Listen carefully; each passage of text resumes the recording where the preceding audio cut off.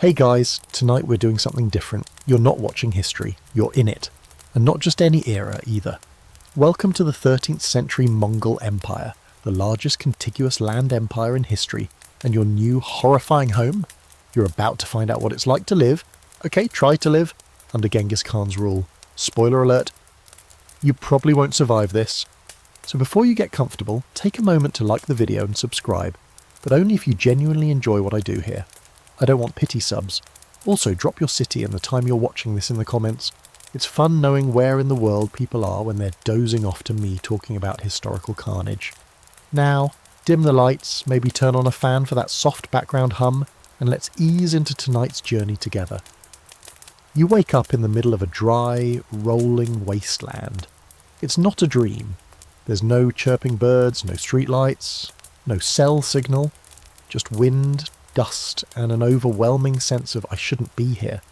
Your lips are cracked, your throat is parched, and the sun, somehow, is both in your eyes and burning through your skull. Welcome to the Gobi Desert, friend. You've got no shoes, no sunscreen, and no clue. The first sound you register is the whistling of the wind across the dunes. Then comes the distant thunder of hooves. You squint and see a silhouette riding fast across the steppe. Small at first, growing alarmingly larger by the second. It's a man on a horse, but not like the cowboy you'd see in a movie. This horse is smaller, stockier, and the man riding it looks like he was born in the saddle. He's wrapped in layers of fur with a bow slung across his back and an expression that says, "I've killed people with less effort than blinking." You try to wave, bad move. He circles you once, slowly. You're not even sure if he sees you as a person or a pile of sad laundry. His pony kicks up sand in your face as he finally reins in and dismounts. He walks over, eyes narrow, inspecting you like a confused cat.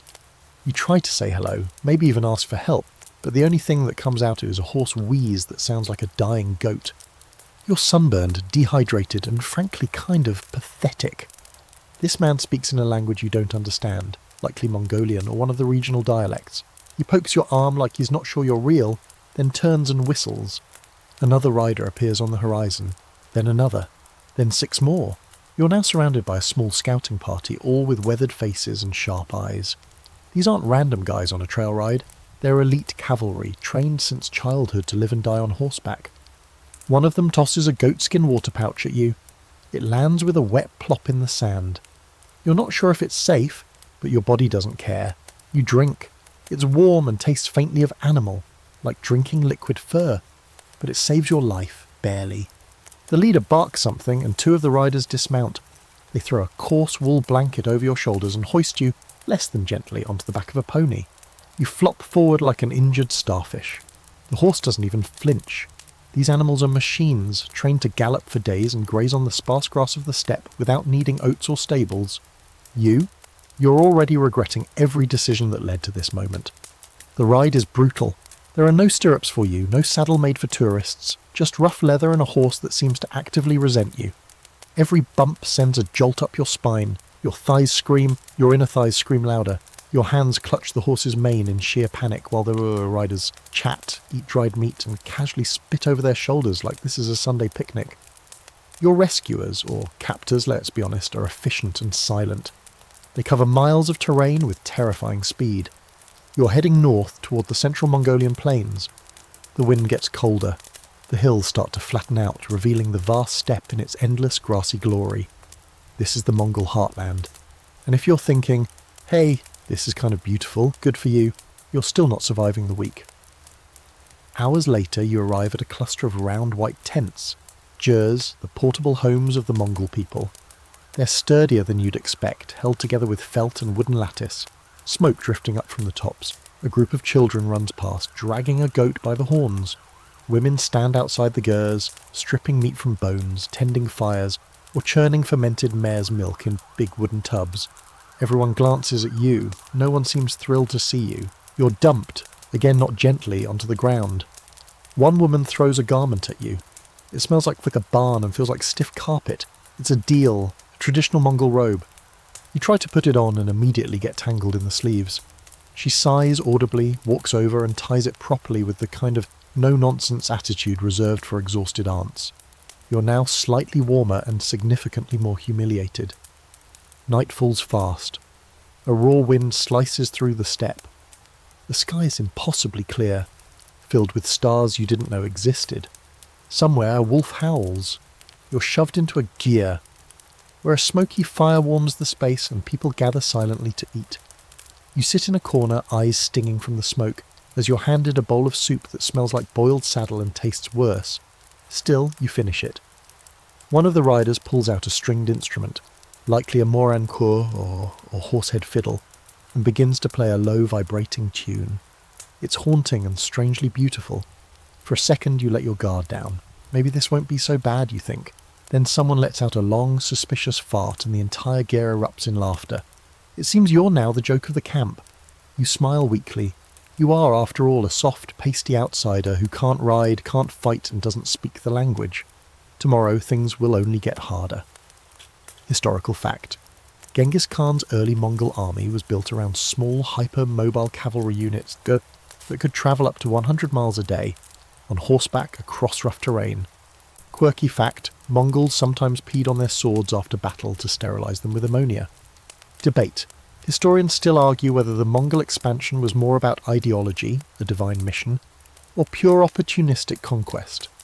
Morning comes without mercy, there's no alarm clock, just the bark of dogs, the rumble of hooves, and a child throwing goat dung onto the fire beside your head. Smoke curls into your nose before your eyes even open. Your back aches from sleeping on something between a rug and a pile of sticks. The air is sharp and dry, smelling faintly of sweat, wool, and whatever the goats had for dinner last night. You blink blearily and try to remember where you are. Oh, right, the Mongol Empire, 13th century, still stuck, still very much not dead, yet. The gyre empties as everyone heads out to start their day. There's no take your time here. The nomadic lifestyle is designed for survival, not comfort. You stagger outside into the pale dawn light, wrapped in your woolen deal like a child wearing their dad's bathrobe. Around you, the steppe stretches in all directions, infinite and golden, with tufts of grass blowing in the wind. Herds of animals graze in the distance, sheep, goats, and the occasional horse wandering wherever it pleases. There are no fences. The land is open, wild, and indifferent. A man you vaguely recognise from yesterday, the one with a face like aged leather and a permanent scowl, tosses you a rope. He points to a small cluster of horses and makes a gesture that universally means, "Don't screw this up." You look at the rope, then at the horses, then back at the man. You laugh nervously. He does not.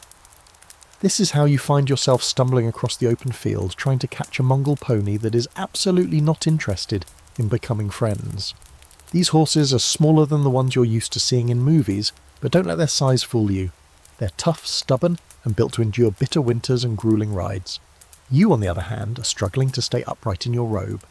Your sneakers are a joke in the muddy grass, and one of the ponies actually looks insulted when you approach it. After several humiliating attempts, you manage to lasso a horse. Barely.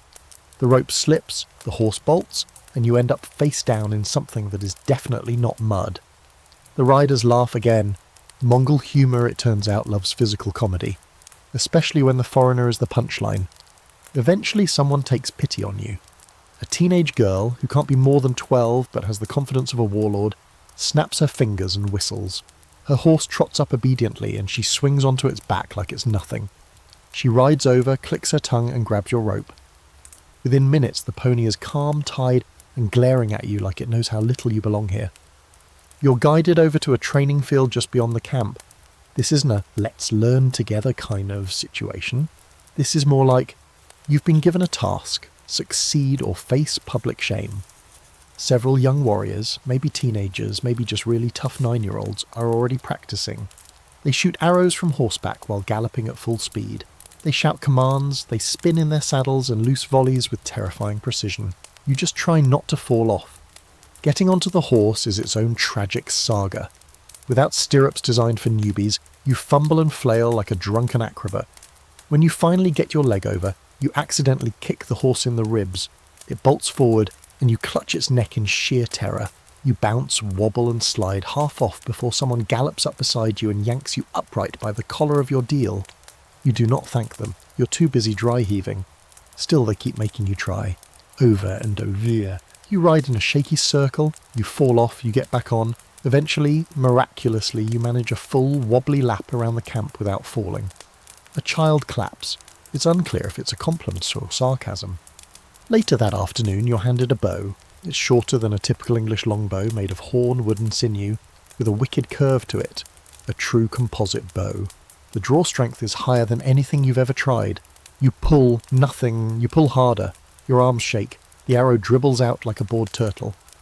Meanwhile, a boy half your size is launching arrows at full speed while hanging off the side of his galloping pony like he's in a stunt show. You're exhausted, bruised, and covered in horsehair by the time they call it a day. You collapse next to the fire pit, still holding your bow like a crutch. One of the elders approaches. He's got a long white moustache and the kind of eyes that make you sit up straighter without meaning to. He squats beside you and speaks slowly. You don't understand the words, but you catch the tone. Disappointed but curious.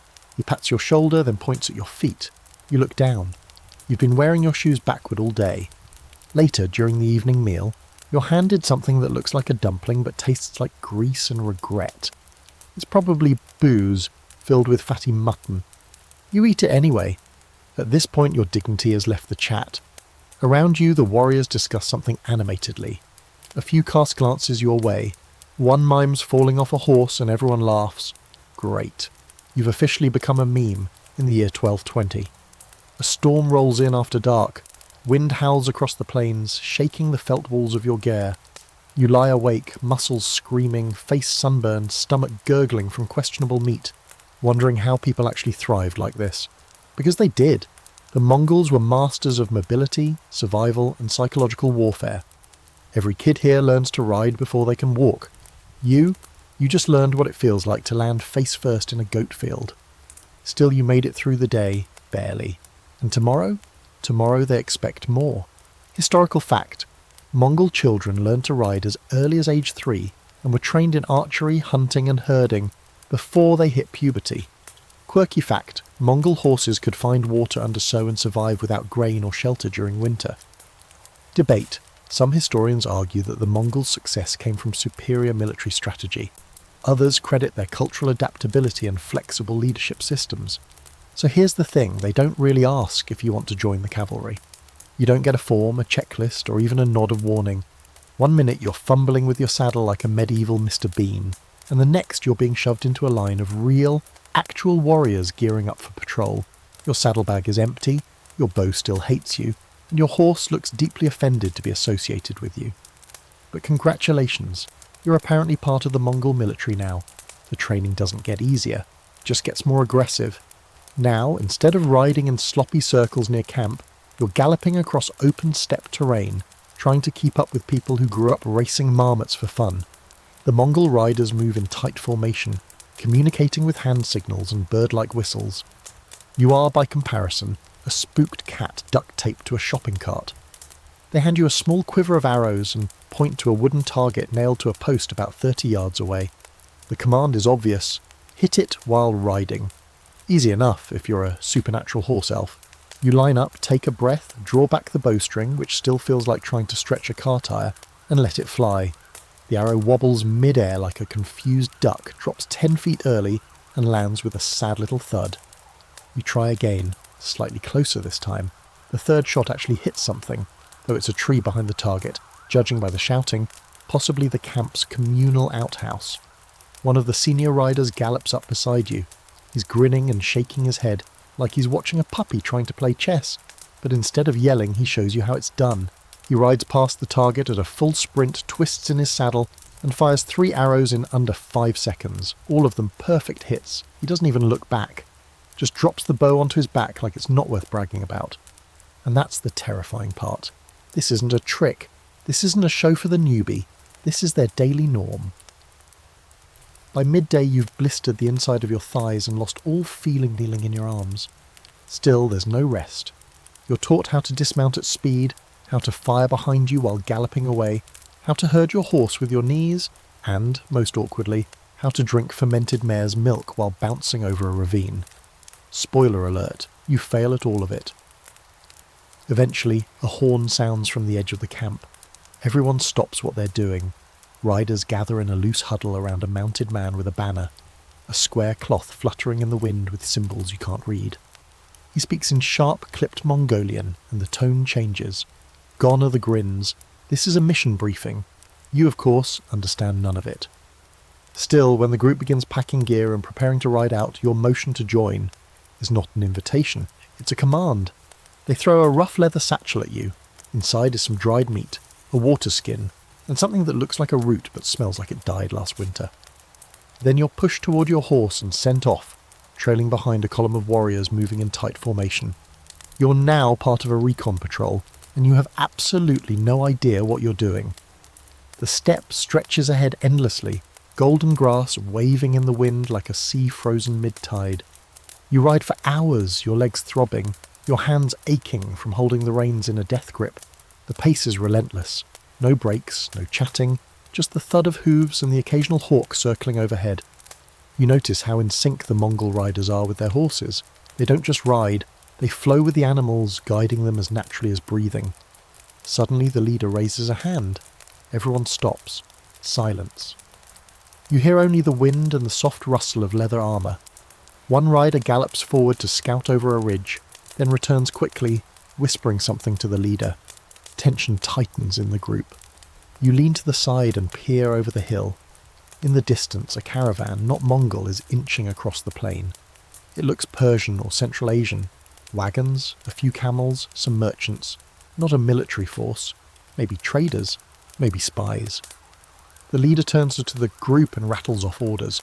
Half the riders split off to encircle. You are, somehow, sent with them. Your group moves with eerie silence, spreading wide. The Mongol strategy becomes clear. Approach from multiple sides, trap the caravan, offer terms, and if that fails, well, things get loud. You watch from a safe distance as the main force makes contact. There's shouting, tension. Then, with military precision, the Mongols unleash hell. A sudden charge, arrows fired with pinpoint accuracy, camels scattering in panic. Within minutes, it's over. The caravan surrenders. No bloodbath this time. The Mongols are practical. Dead merchants don't talk, but living ones might spill valuable intelligence. The captured travellers are bound and blindfolded. You're told to help gather their goods, spices, silk, some exotic trinkets. One of the Mongol soldiers finds a stringed instrument and starts playing it like it's the spoils of war. Another opens a scroll and squints at it like he's trying to understand what makes people in other parts of the world so soft. You spot a Persian coin in the dirt and reach down to pick it up. It's warm from the sun and stamped with strange script. The man beside you snorts and says something that, based on the tone, might translate to cute. Keep it if you think it'll help. That night you camp with the unit far from the main camp, in open field under a sky so star-packed it looks artificial. The fire is small, the air cold. You wrap your deal tighter and chew on dried meat that tastes like spicy leather. No one talks much. These men and women are used to tents, used to waiting, used to killing. You look around and realise, this is no game, no reenactment, no RPG side quest. You're in one of the most efficient, terrifying military forces the world has ever known, and you're the weakest link.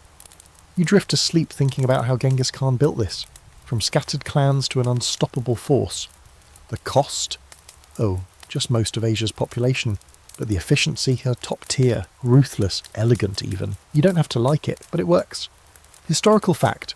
The Mongol army organised soldiers in decimal units, groups of 10, 100, 1,000 and 10,000, with strict discipline and communication protocols.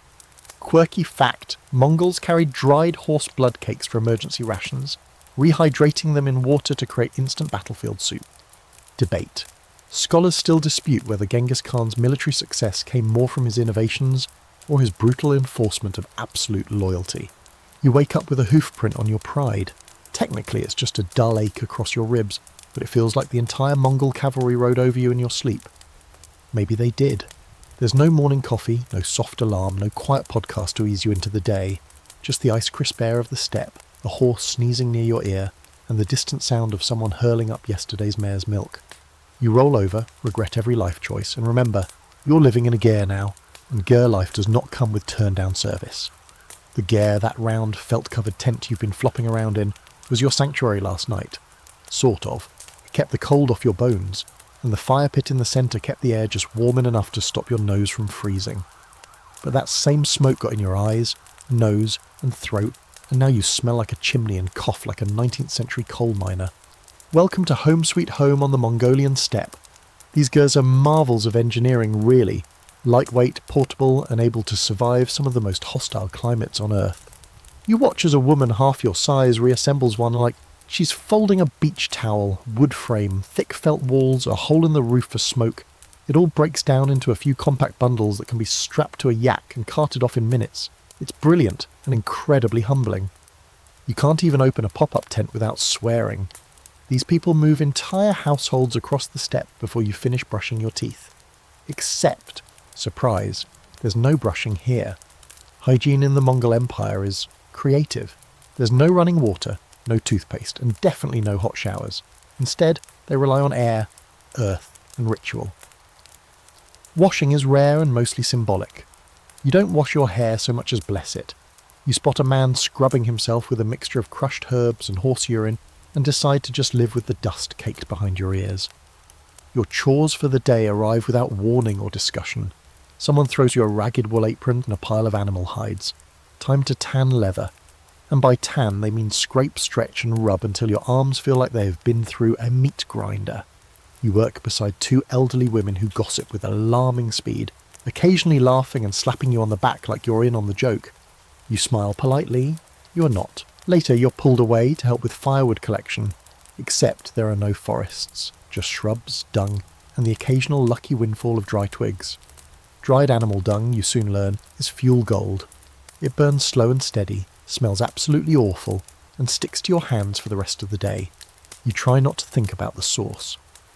Back at camp, a boy is butchering a sheep with surgical precision. He's maybe 9. You're 45 minutes deep into trying to sharpen a stick. The kid finishes, drags the carcass off, and starts preparing the stomach lining for sausage making. You silently vow to never complain about your microwave again. Meals are an event, though not in the way you'd hope. You're handed a steaming bowl of something called bortzog, deep-fried dough that tastes like crunchy lard. It's not bad, actually, especially when dipped in air-oil, the rock-hard curds that are the Mongol version of cheese. Your teeth hate it. Your jaw tries to resign mid-chew, but your stomach is grateful to be included. You learn that Mongol cuisine doesn't believe in vegetables. It's meat, dairy, and fat all the way down. And while that sounds like a carnivore's dream, your modern digestive system files a complaint almost immediately. Your stomach makes sounds that scare the nearby goats. You try to excuse yourself politely. No one cares. Flatulence is just part of the music here. One of the younger warriors invites you to help with the evening herding. You nod enthusiastically, trying to seem useful. You're handed a long stick and told to keep the sheep moving in a straight line. The sheep, of course, have other ideas. They scatter like popcorn at a rave. You chase one into a gully, slip, and end up face first in a bush of something spiky and rude. When you return, bruised and limping, the camp is winding down. Smoke curls lazily from the gers. Children chase each other in the fading light, and someone is singing. A low, throat-like hum that seems to come from their chest, vibrating through the cool air. It's kume, traditional Mongol throat singing, and it sounds like nature itself is speaking. You sit by the fire, still tasting goat in your teeth, and let it wash over you. It's beautiful, haunting, and deeply alien. That's the thing about gyr life. It's not glamorous, but it's astonishingly efficient. These people don't waste time, food, or effort.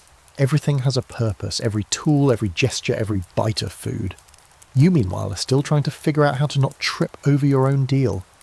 And yet, despite the grit and grime and complete lack of Wi-Fi, you feel a strange rhythm setting in. The way people move, the unspoken coordination, the shared labour. It's like a quiet dance, one that took generations to perfect. You're still stepping on toes, of course, but you're starting to hear the music. You lie down that night on a pile of woven mats and wool blankets, your body sore, your clothes stiff with smoke and sweat, and your mind strangely calm. No emails, no noise, just the wind over the grass and the soft shuffle of animals nearby. You think about the millions of people who once lived this way. Not just warriors, but families. Entire nations on horseback. Living lightly, moving constantly, but tied together by rules, rituals, and shared hardship. You probably wouldn't last a month out here. But for tonight, you've made it through another day. Historical fact. Mongol gers could be packed up in under an hour and transported across vast distances, allowing entire communities to migrate quickly with the seasons. Quirky fact, wealthier Mongol families had Jews mounted on wheeled carts pulled by oxen, essentially making them the original RV owners. Debate. Scholars continue to debate whether Mongol nomadic life contributed to environmental sustainability or caused overgrazing that stressed fragile steppe ecosystems. If breakfast back home was pancakes and coffee, here it's a ladle of salty broth, a chunk of congealed mutton fat, and a cup of something that smells like a barn in July. You're seated cross-legged inside a smoky gyre, watching a bowl of steaming liquid being passed around like it's sacred. And maybe it is. When it reaches you, you take a sip, praying it's tea. It is not tea. It's airag, fermented mare's milk. It tastes like sour cream that went to war and lost. Everyone watches you grinning as you try not to choke. There's a rite of passage, apparently, and you just failed it in front of an entire family. There is no polite way to describe airag to someone who hasn't tried it. It's fizzy, tart, slightly alcoholic, and coats your mouth with a kind of creamy vengeance. But it's central to Mongol life. This stuff is nutritional fuel, ceremonial beverage, and social glue all rolled into one. And yes, they give it to children, travellers, warriors, and probably the horses if they ask nicely. Later, you're treated to another staple of Mongol cuisine, a meat stew made from boiled goat organs. It's served in a communal pot. There's no cutlery, just hands, knives, and a sort of trust fall into the realm of gastrointestinal chaos. You try a bite. It's fatty, gamey, and full of mystery textures. One piece squeaks when you chew it.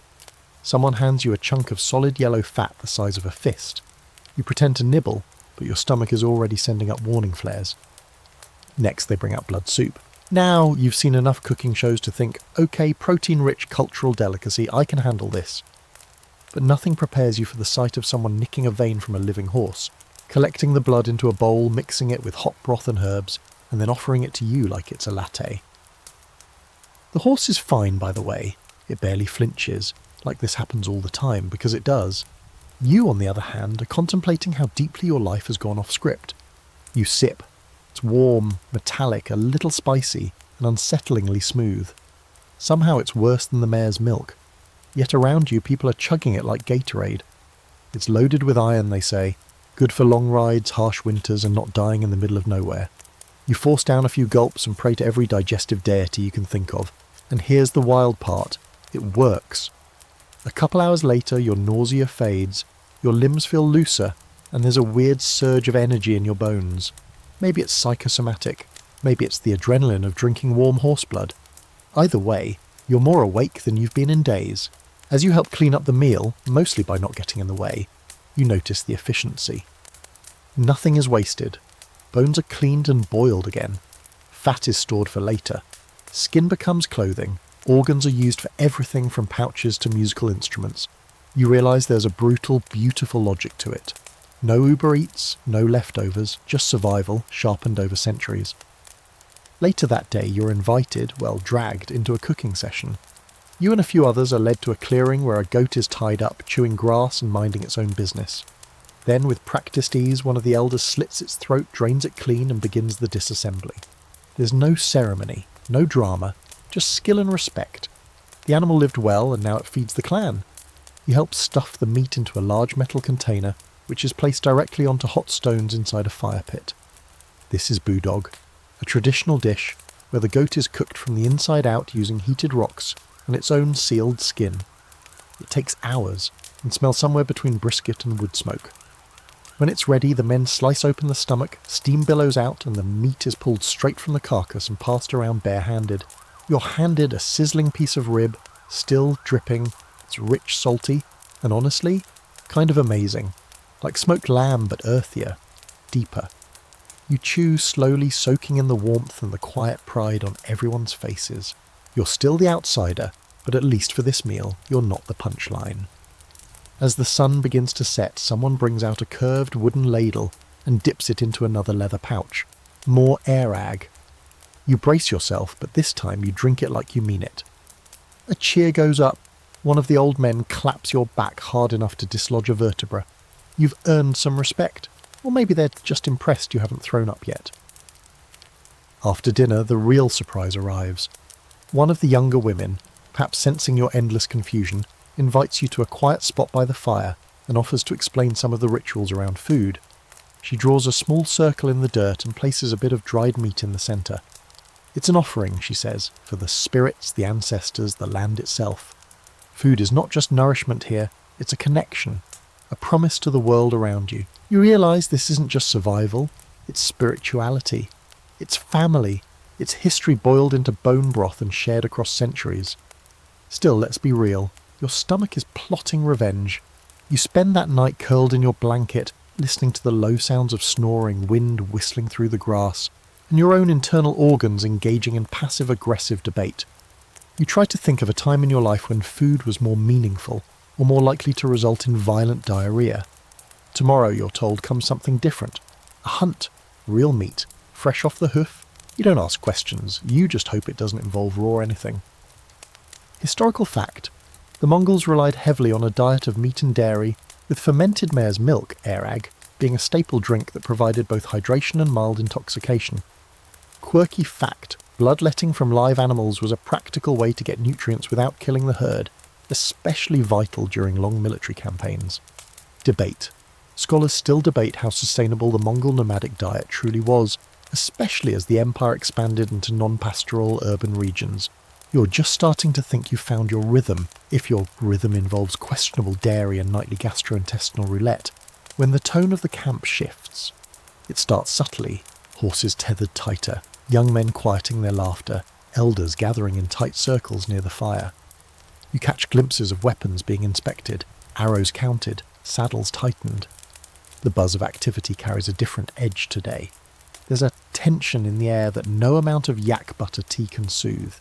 Then, as you're fumbling with your boots, still on the wrong feet according to a small child who keeps correcting you, someone thrusts a helmet into your hands. It's dented, smells like sweat and old leather, and is alarmingly heavy. You stare at it dumbly.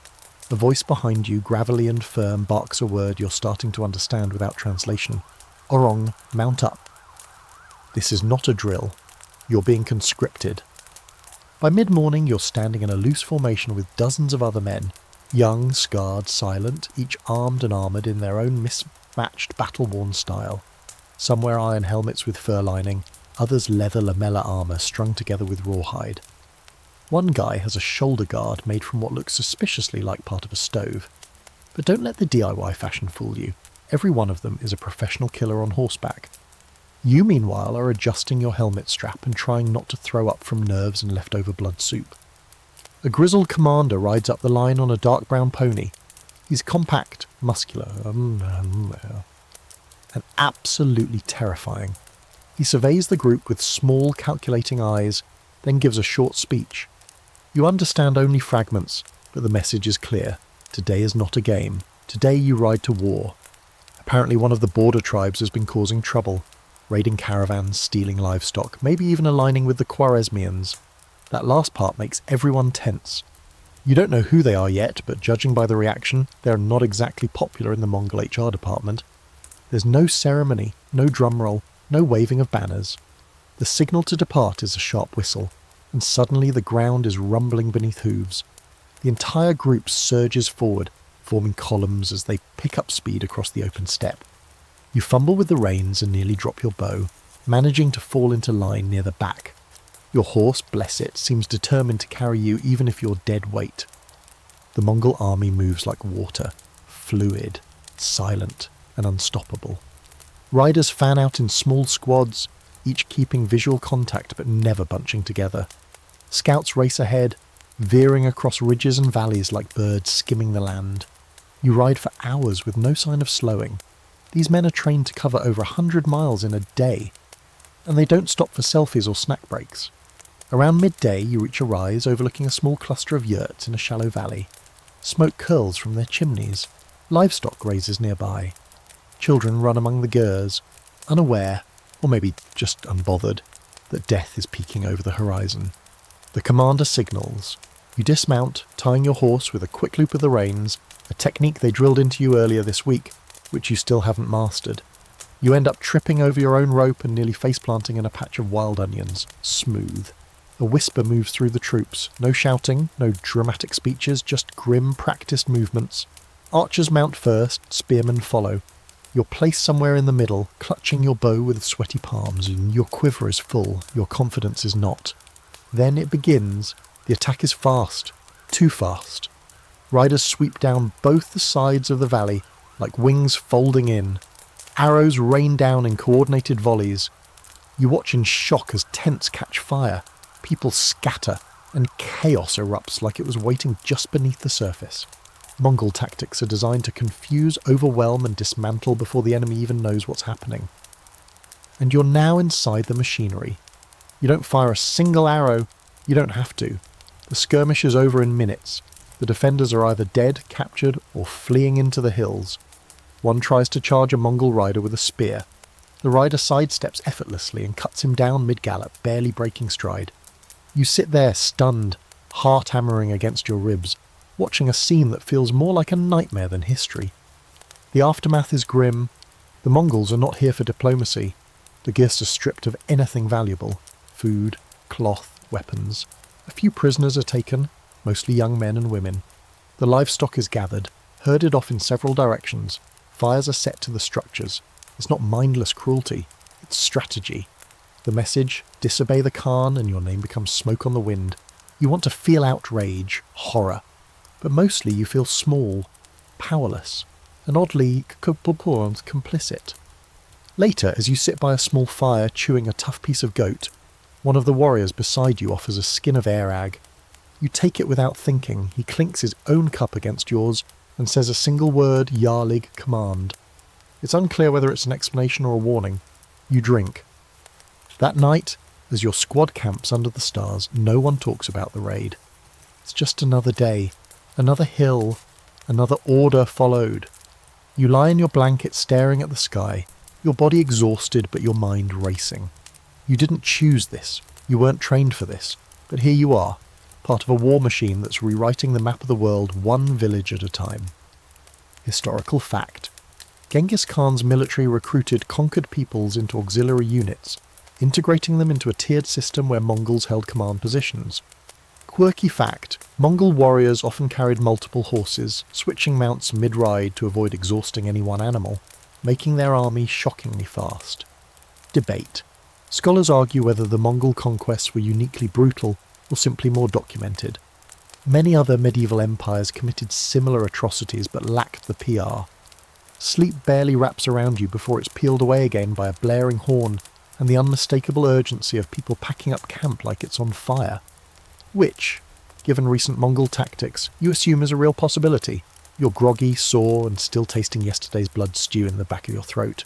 But there's no time for whining. This isn't some cosy medieval fair where you can fake a limp and sneak off behind a pottery tent.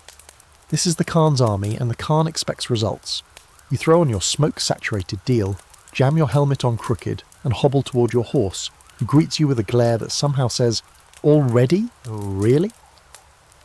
The camp is breaking apart with machine-like efficiency, gears folded, supplies bundled, herds gathered and moving before the sky even lightens. Today you're marching to Persia.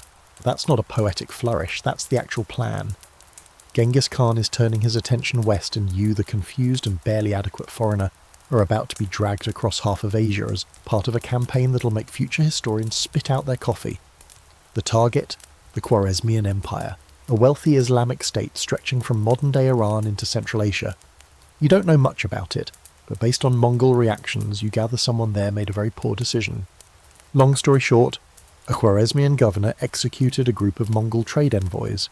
Genghis doesn't take kindly to that, and by not kindly we mean he's about to annihilate an entire civilization. The ride starts fast and does not stop. There are no rest days, no breaks for scenic selfies, just the steady thump of hooves over dry grass, then gravel, then cracked earth. Your thighs burn, your back screams, your brain starts cataloguing every regret that led you to this moment, including that time in 7th grade when you laughed at a horse meme.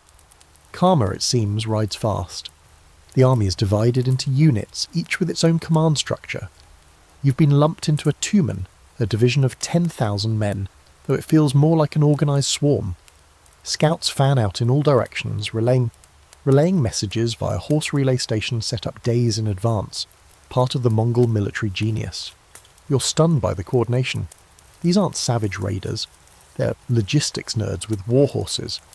Rations are passed around mid-ride, dried meat, hard cheese, water flavoured faintly with dust and regret. Occasionally you get a bite of kurut, a rock-hard yogurt ball that doubles as jaw-strengthening exercise. Still, your stomach's grateful for anything solid. One night you set up camp along a shallow river. The air is cooler here, the water murky but drinkable. While the warriors prepare for battle, they also do something unexpected. Laundry. It's surreal watching men who can fire arrows backward from galloping horses, washing their socks in a muddy stream. One guy even tries to help you wash your deal, which you've apparently been wearing inside out for 2 weeks. He laughs so hard he falls into the river. Evening brings strategy discussions. The officers gather around a fire, drawing maps in the dirt with sharp sticks, tossing pebbles to represent troop movements. It looks like a game until you realise they're planning the destruction of entire cities. You learn something important. Mongol tactics aren't about brute force. They're about terror, mobility and psychological warfare.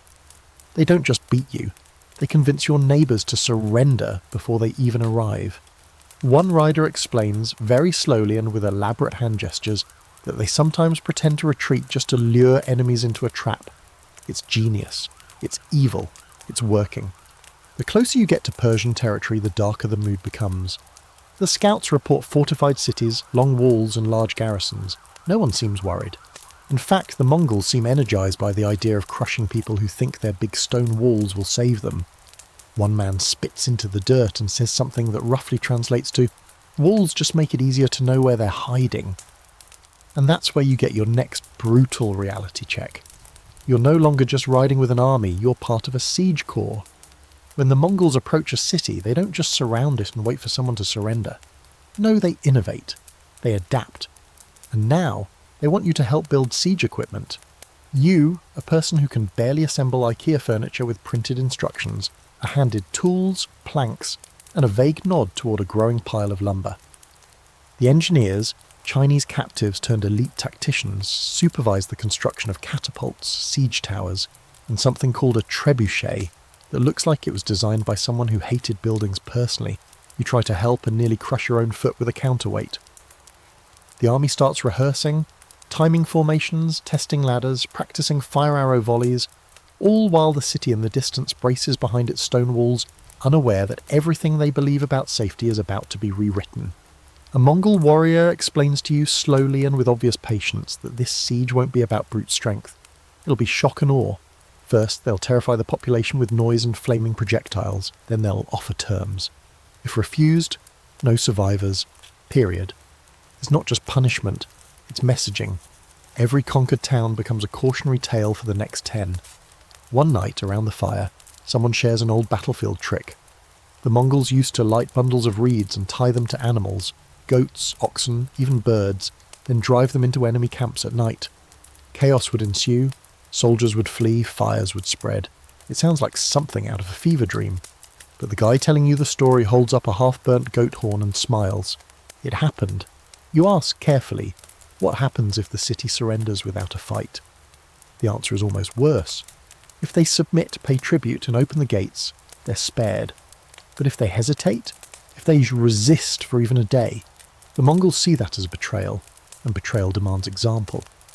Suddenly, you understand why these riders are feared from the Pacific to the Caspian. They're not just warriors, they're a psychological operation on horseback. By now, you've been marching for weeks, your body's hardened in ways you didn't think possible. Your hands are blistered, your legs perpetually sore, and your sense of fear dulled into something else. Respect, maybe, or survival instinct. The line between prisoner, soldier and participant has blurred, and you're not entirely sure where you fall. All you know is this: when the Khan gives the order, this city will burn, and you'll be there to witness it. Historical fact: Genghis Khan employed Chinese and Persian engineers to build sophisticated siege machines, including catapults and flaming projectiles during his campaigns. Quirky fact: Mongols used message arrows with hollow shafts that made distinct sounds, to relay signals mid-battle. Debate. Some historians argue that the Mongol military's greatest strength was not its brutality, but its ability to incorporate foreign technologies and personnel into its ranks. There's no official countdown, no sunrise trumpet. The siege simply begins, like a thunderstorm that was already rolling in and finally tips over the horizon. One moment you're helping stack logs under a rough wooden structure. The next, the commander rides past with his hand in the air and the entire valley erupts into motion. Archers mount up, siege crews yell in half a dozen languages, and the first volley of fire arrows arcs into the sky like angry comets. You flinch instinctively, even though you're far from the front. Welcome to your first Mongol siege, where you are painfully aware that your only job is to not die in the crossfire. The city, its name still unknown to you, is surrounded. Thick sandstone walls rise from the earth, fortified with wooden towers and decorated with colourful banners that probably looked very impressive before 1,000 Mongol horsemen showed up outside. Now they just look like targets. You're not sure how many defenders there are, but they are launching their own arrows, hurling stones, and occasionally tossing down boiling liquid. The clash of both worlds is deafening. Screams, hooves, fire, splintering wood. If hell had an onboarding session, this would be it. Your job is somewhere between camp maintenance and meat shield. You've been stationed behind the lines with the engineers, assisting in the launching of the catapults, which to your deep concern involves standing way too close to massive wooden arms that snap like angry giants every time they release a payload. The ammunition ranges from stones the size of your head to jars filled with burning oil. One particularly cheerful man adds something extra, a sack of beehives. Because if fire doesn't convince them, maybe angry bees will. The precision is terrifying. The catapults are coordinated in rhythm, flinging rocks at intervals so the city never gets a break. Meanwhile, horse archers dart in, loose arrows, and vanish before the defenders can return fire. You watch them work, like dancers moving to a tempo only they understand, galloping sideways, standing on the saddle, firing while twisting their torsos like rubber bands. It's mesmerising, until you're snapped back to reality by a chunk of debris landing 10 feet away. You duck behind a crude wooden shield and reconsider every decision that led to this point in your life. Midday, the Mongols change tactics. A detachment charges the gate with ladders, protected by wooden pavices, portable shields big enough to hide behind. You're told to assist. You don't argue, because arguing with Mongols is how you become a cautionary tale. You find yourself gripping the side of a ladder as 4 warriors hoist it and run full tilt toward the wall. Arrows thud around you, one embedding itself in the wooden slat inches from your face. You drop your end in pure panic, earning a string of curses and a sharp slap on the back of your helmet. Not a motivational one, more of a try that again and we'll use you as a battering ram vibe. Back behind the lines, you watch a group of prisoners, probably captives from earlier raids, forced to carry sandbags and reinforced trenches. It's a brutal reminder that the Mongol army doesn't waste resources. Every person has a use. And if you're not useful, well, let's just say no one retires from this career. Then comes the real turning point. After hours of bombardment, the engineers roll out the big one, a massive siege engine cobbled together from trees, ropes and spite. It creaks forward on wooden wheels, aimed straight at a weak section of the southern wall. You join the crowd of anxious watchers as it fires. The first boulder slams into the wall with a dull, meaty crack. Dust sprays, stones tremble, cheers erupt. The second shot hits the same spot, and this time part of the wall shudders visibly. The third opens a ragged, crumbling wound. The Mongols don't wait. A horn blasts. Riders circle in and peel off. Foot soldiers rush the breach. You're not given time to think. Someone shoves a spear into your hands, spins you around and points at the hole. You nod, entirely unsure what your job is.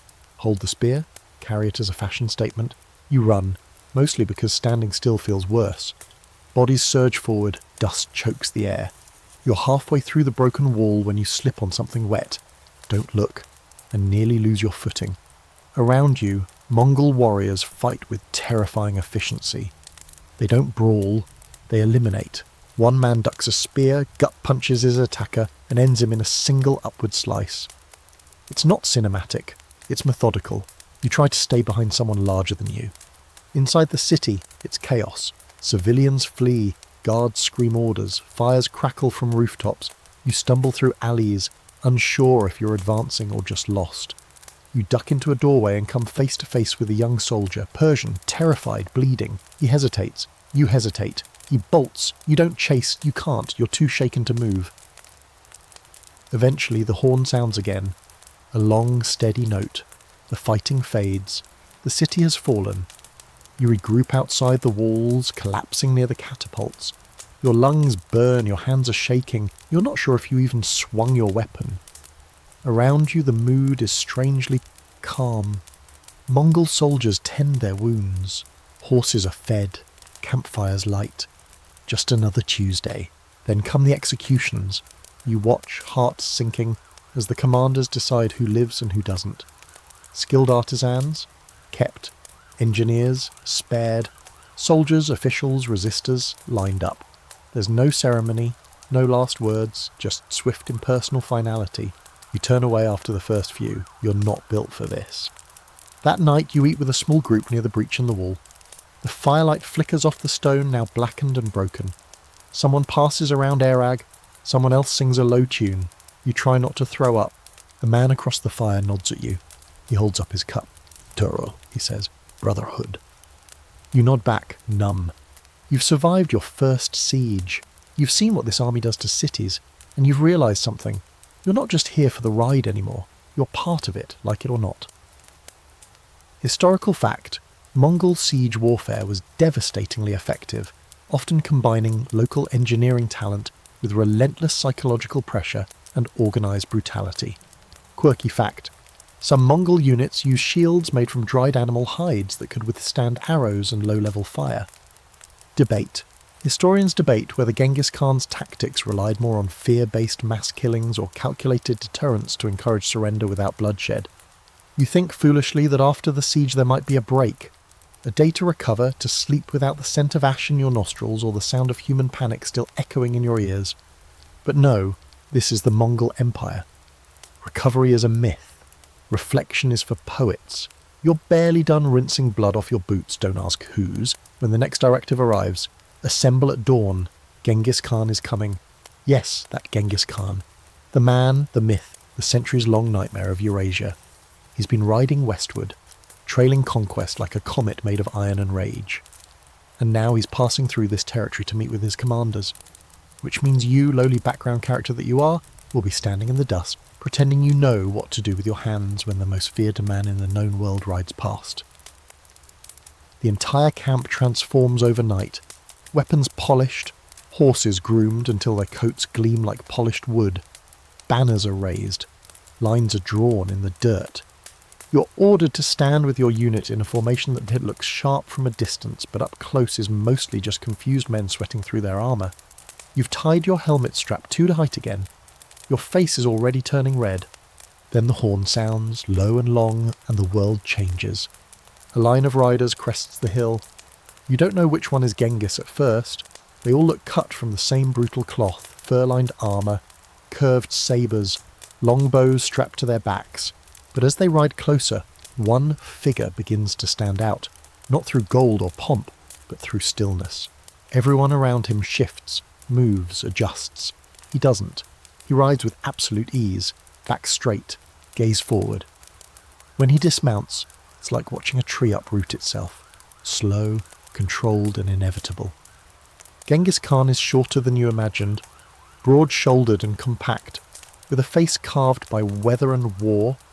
His eyes are sharp but unreadable. He wears no crown, no biluk, no extravagance. Just plain armour and a cloak the colour of dust and you've never seen a person command so much silence without a single word.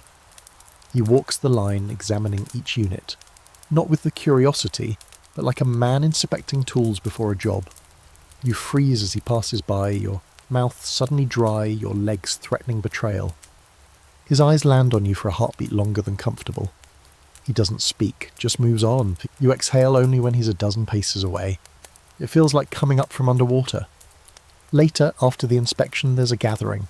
Not a speech exactly, Genghis isn't the pep talk type, but a briefing delivered by one of his generals while he stands by, silent, watching. The next campaign will push deeper into Persian territory. Cities will fall. Resistance will be crushed. Roads, trade routes and strongholds taken. You don't need to understand the language to grasp the message. The storm is only beginning.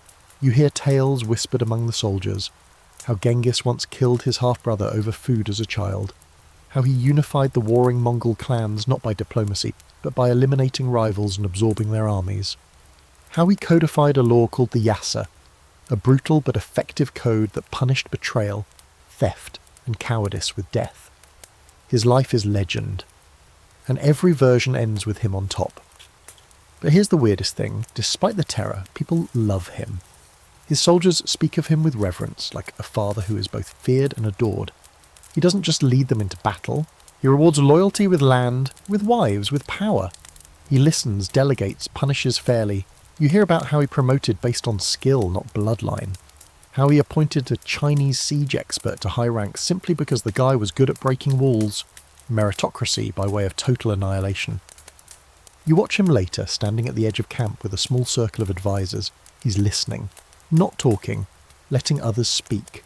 You're floored. Every image of a tyrant you've ever seen involves ranting, gesturing, dramatic monologues. But Genghis, he's quiet, calculating, dangerous not because he shouts, but because he doesn't need to. That evening you're summoned, along with a handful of others who survived the siege without crying openly or accidentally stabbing themselves. You assume it's to be yelled at for some forgotten mistake. Instead, you're each handed a token, a small piece of bone carved with a symbol you can't read.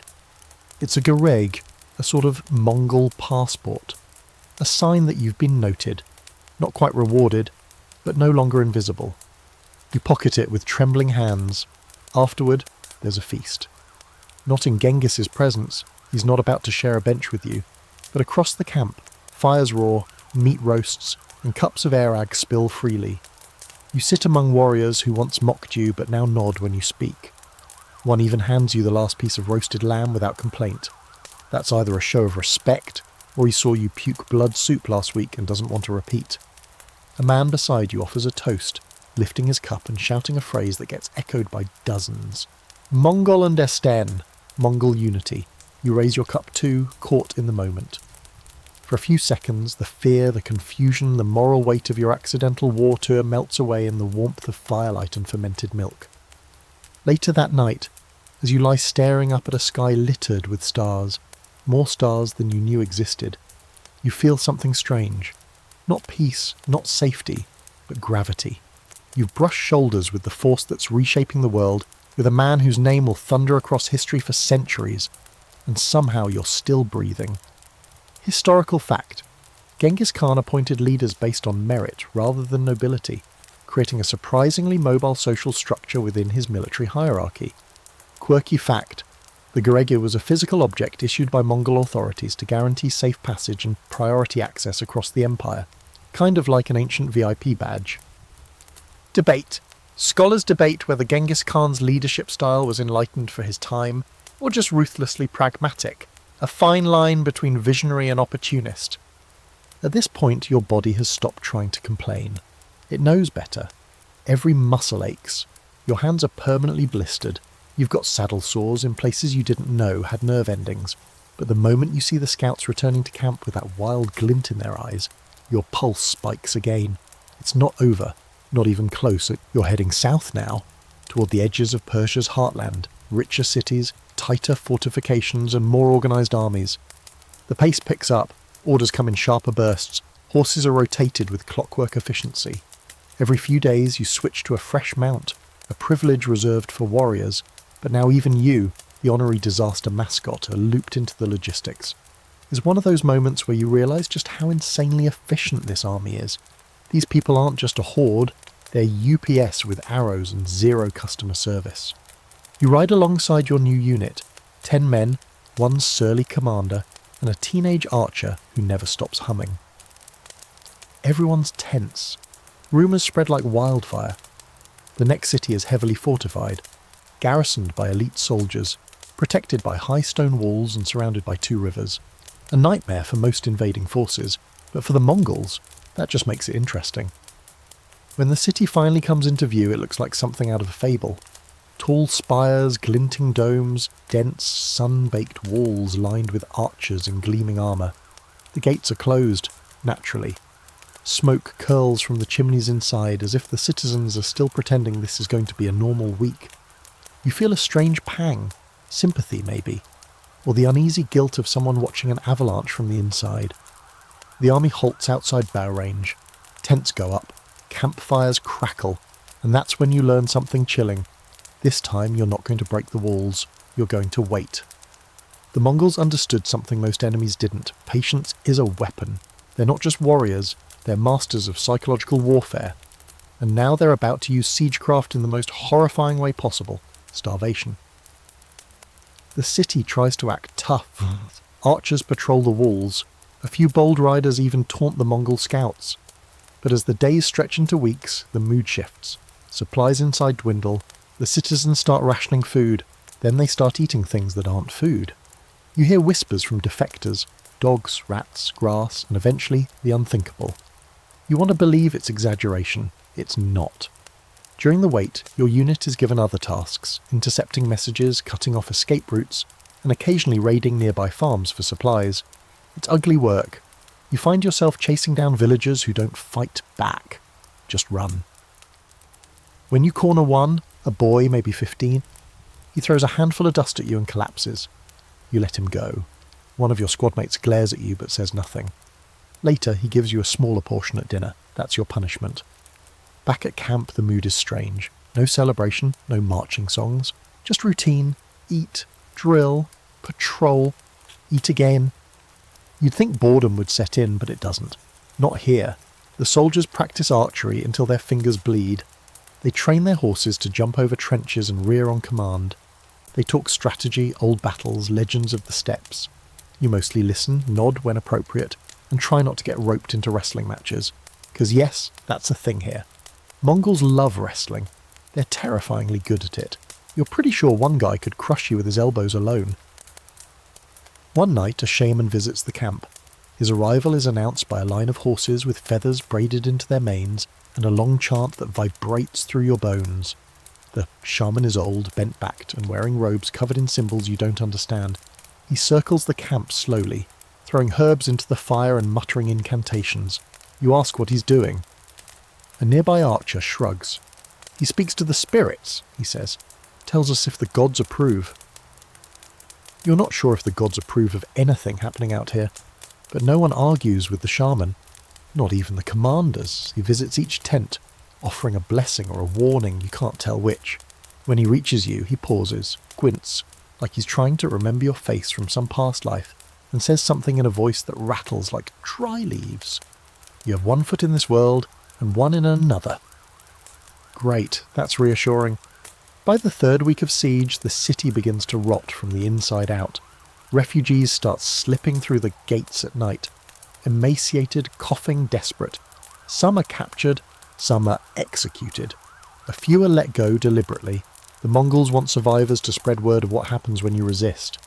It's a brutal kind of PR campaign, and it works. Then suddenly the gates open, no fanfare, no white flag, just a slow, creaking surrender.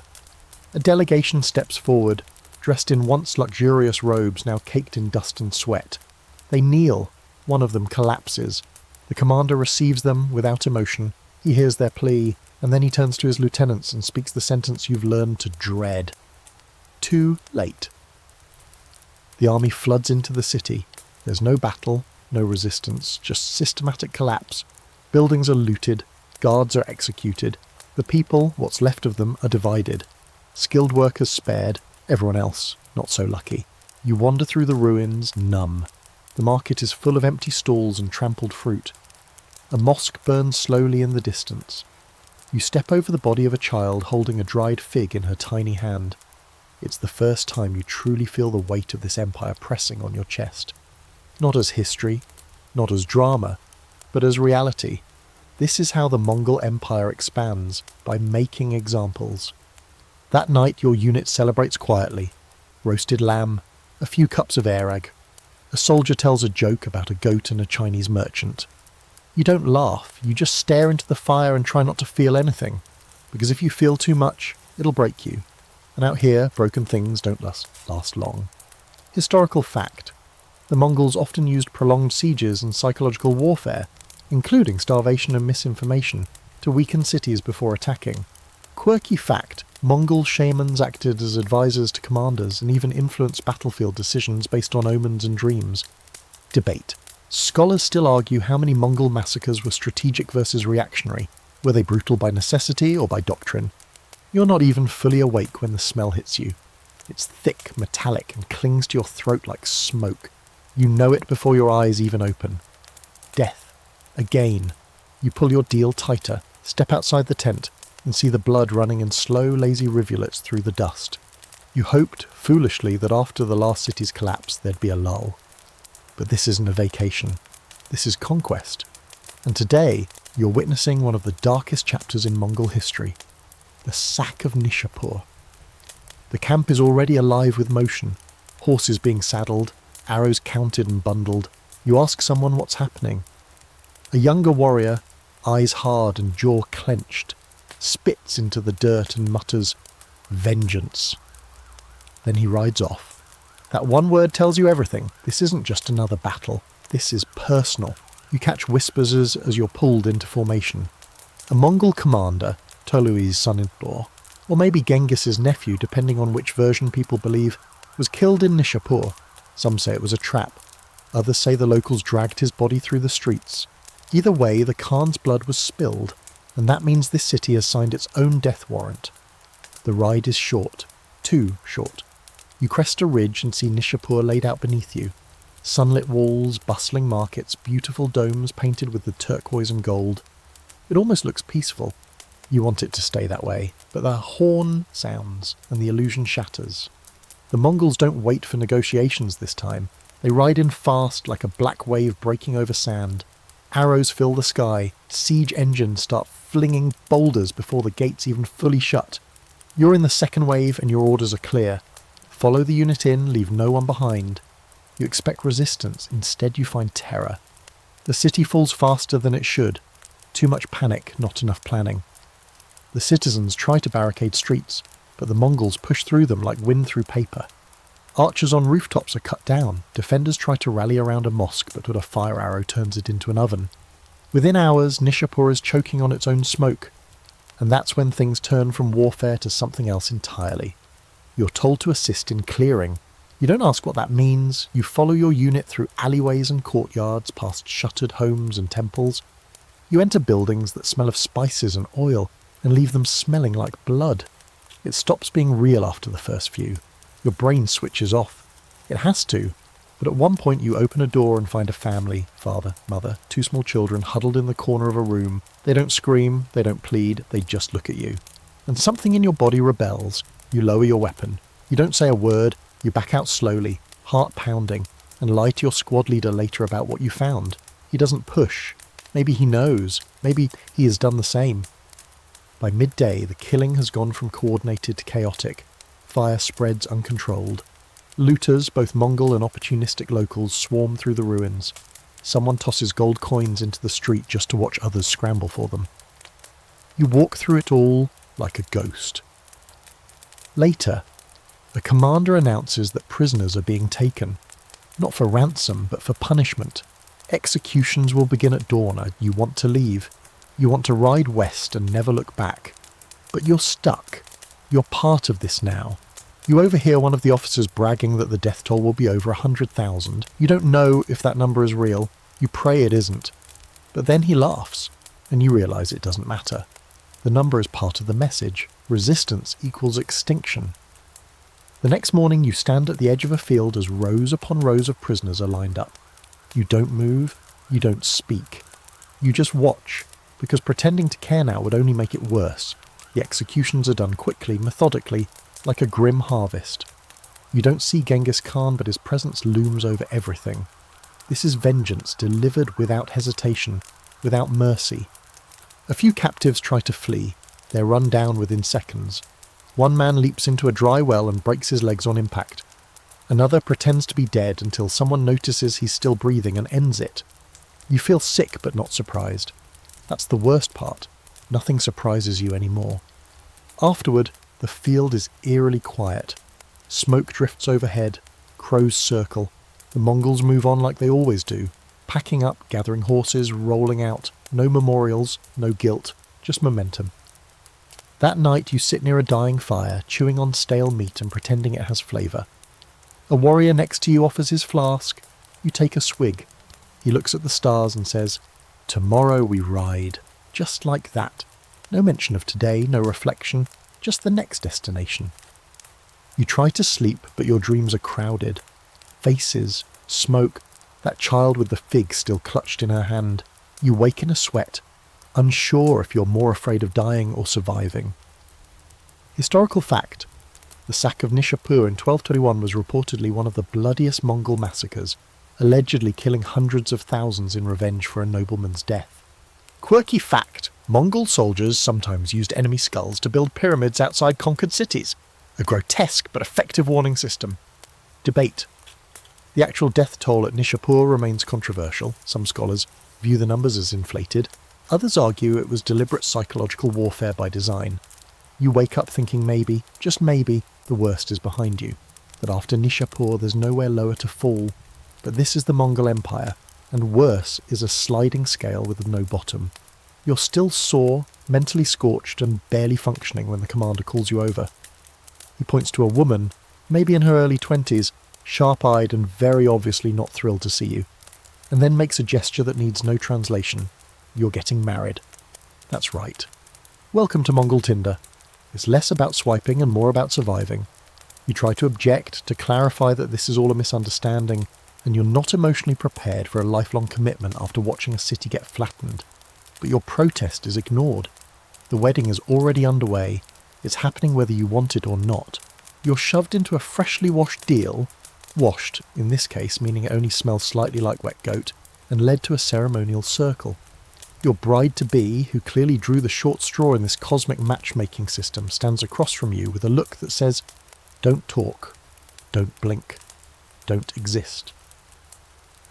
The officiant is an old woman with no teeth and more authority than your entire bloodline. She mutters prayers, throws a handful of fermented curds at your feet and smacks you both on the forehead with a ladle. This apparently seals the union. Just like that, you're married. Congratulations. The wedding feast isn't so much a party as a loosely organised eating session. There's meat, more meat, and a goat head with the eyes still in. Everyone takes turns slicing parts and offering you bits as a test of your courage. Or maybe just your gag reflex. You try to look grateful while chewing something gelatinous that may or may not be cheek meat. Your new wife sits next to you, silent, arms crossed, communicating entirely through eye rolls and the occasional sigh that translates roughly to, "I could have done worse, but barely." Someone shouts a toast. A wrestler with arms the size of tree trunks grabs you in a celebratory hug that cracks your spine like bubble wrap. You try to relax. Maybe this won't be so bad. Maybe she'll warm up to you. Maybe love will blossom amid conquest and trauma. Spoiler, it won't. Marriage in the Mongol Empire isn't about love. It's about alliances. Survival. Keeping order in a mobile society where you might need to pack up everything you own and ride 100 miles tomorrow. Your marriage is less a romantic entanglement and more like joining a work crew. The woman you've been paired with has her own skills, her own loyalties, and her own expectations, and they do not include explaining things to you.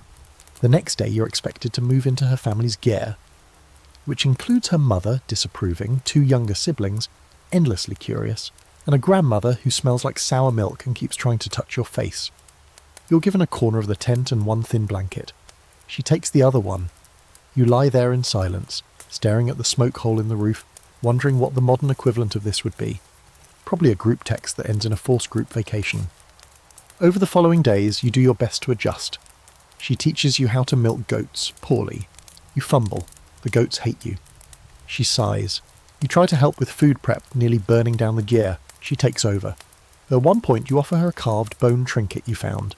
She looks at it, looks at you, and puts it away without a word. Progress? Who knows?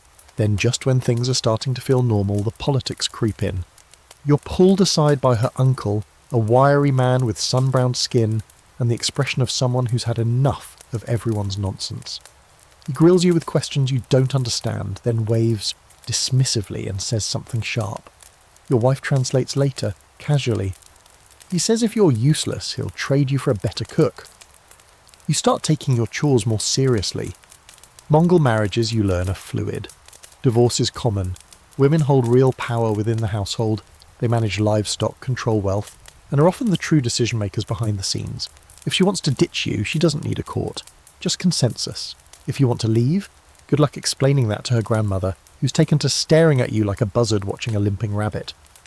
Still, there's something strangely stabilising about this arrangement. For the first time since you arrived, you have a place, a role, a set of expectations beyond don't die screaming.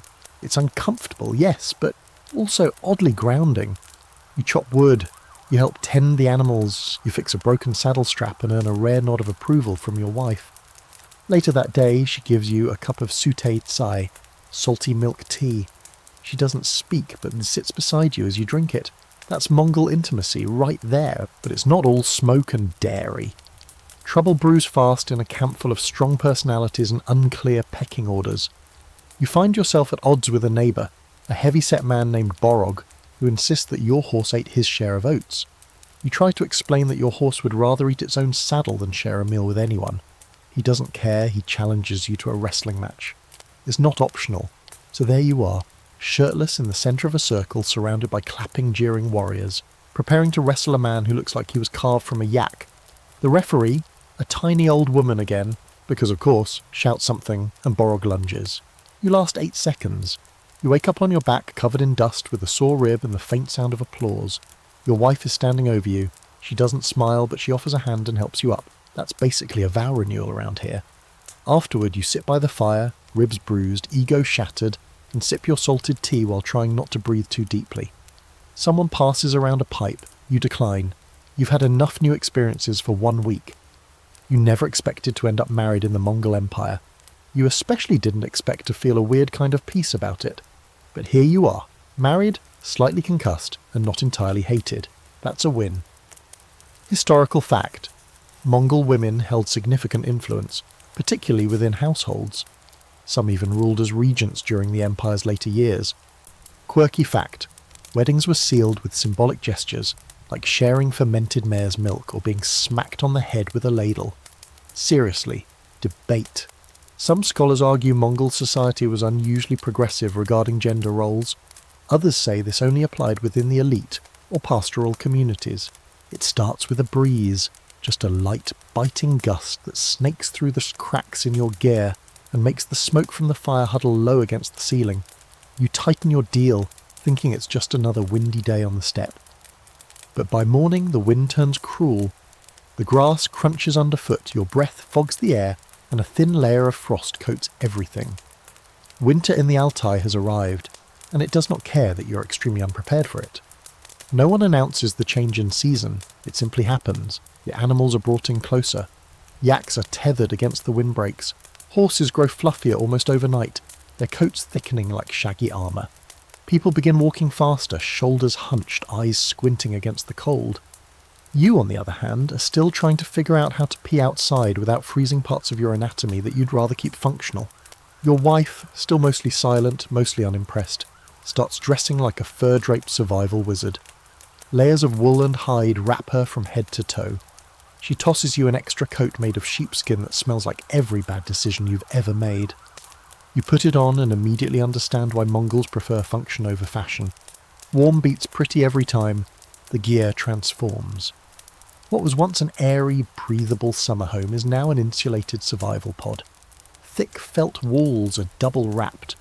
Extra hides cover the roof hole. A fire burns nearly non-stop in the central hearth. Everyone sleeps closer. Personal space dies a quick, frosty death. Meals get heavier, fattier. Boiled bone soup becomes a daily thing. You're handed bowls filled with chunks of fat, marrow and organ meat, so rich you swear your blood is turning to stew. It's oddly comforting, like your body knows it needs every calorie to make it through the night. Still, nothing quite prepares you for that first midnight freeze. You wake up with your breath visible even inside the GR. The fire has gone out. Someone, probably you, was supposed to keep it stoked. Now the air is so cold your eyelashes feel crusty. You fumble in the dark, knocking over a cooking pot, and finally manage to reignite the coals. Your wife sits up, mutters something under her breath that probably translates to useless, and goes back to sleep with the blankets entirely wrapped around herself. You lie there, freezing, defeated by both love and thermodynamics. Outside it gets worse. The steppe becomes a white, endless nothing. Snow whips sideways in horizontal sheets. Wind howls like it's personally offended. Livestock huddle in tight clusters, steaming like little furnaces. Herding becomes brutal, fingers go numb fast, and one wrong step means twisting an ankle in a snowbank deeper than your dignity. The old men call this a mild winter. You try not to imagine what a harsh one looks like. Tasks pile up. Water has to be gathered from frozen streams. Snow needs to be shoveled off roofs. Dung must be collected for fuel, which means you now have a new job, frostbitten poop courier. Every morning you trek across the field, breaking apart dung piles with a stick, piling them onto a sled, and hauling them back like some tragic donkey. It's humbling. It's humiliating. It's essential. Occasionally, someone dies. Quietly. In their sleep, or on a lonely hill while checking on the animals. The body is wrapped, sometimes burned, sometimes buried under stones. No long speeches, no wailing. Just a nod, a sigh, and the work continues. The dead aren't mourned with theatrics here. They're honoured by endurance. You live, you keep going. That's how you show respect.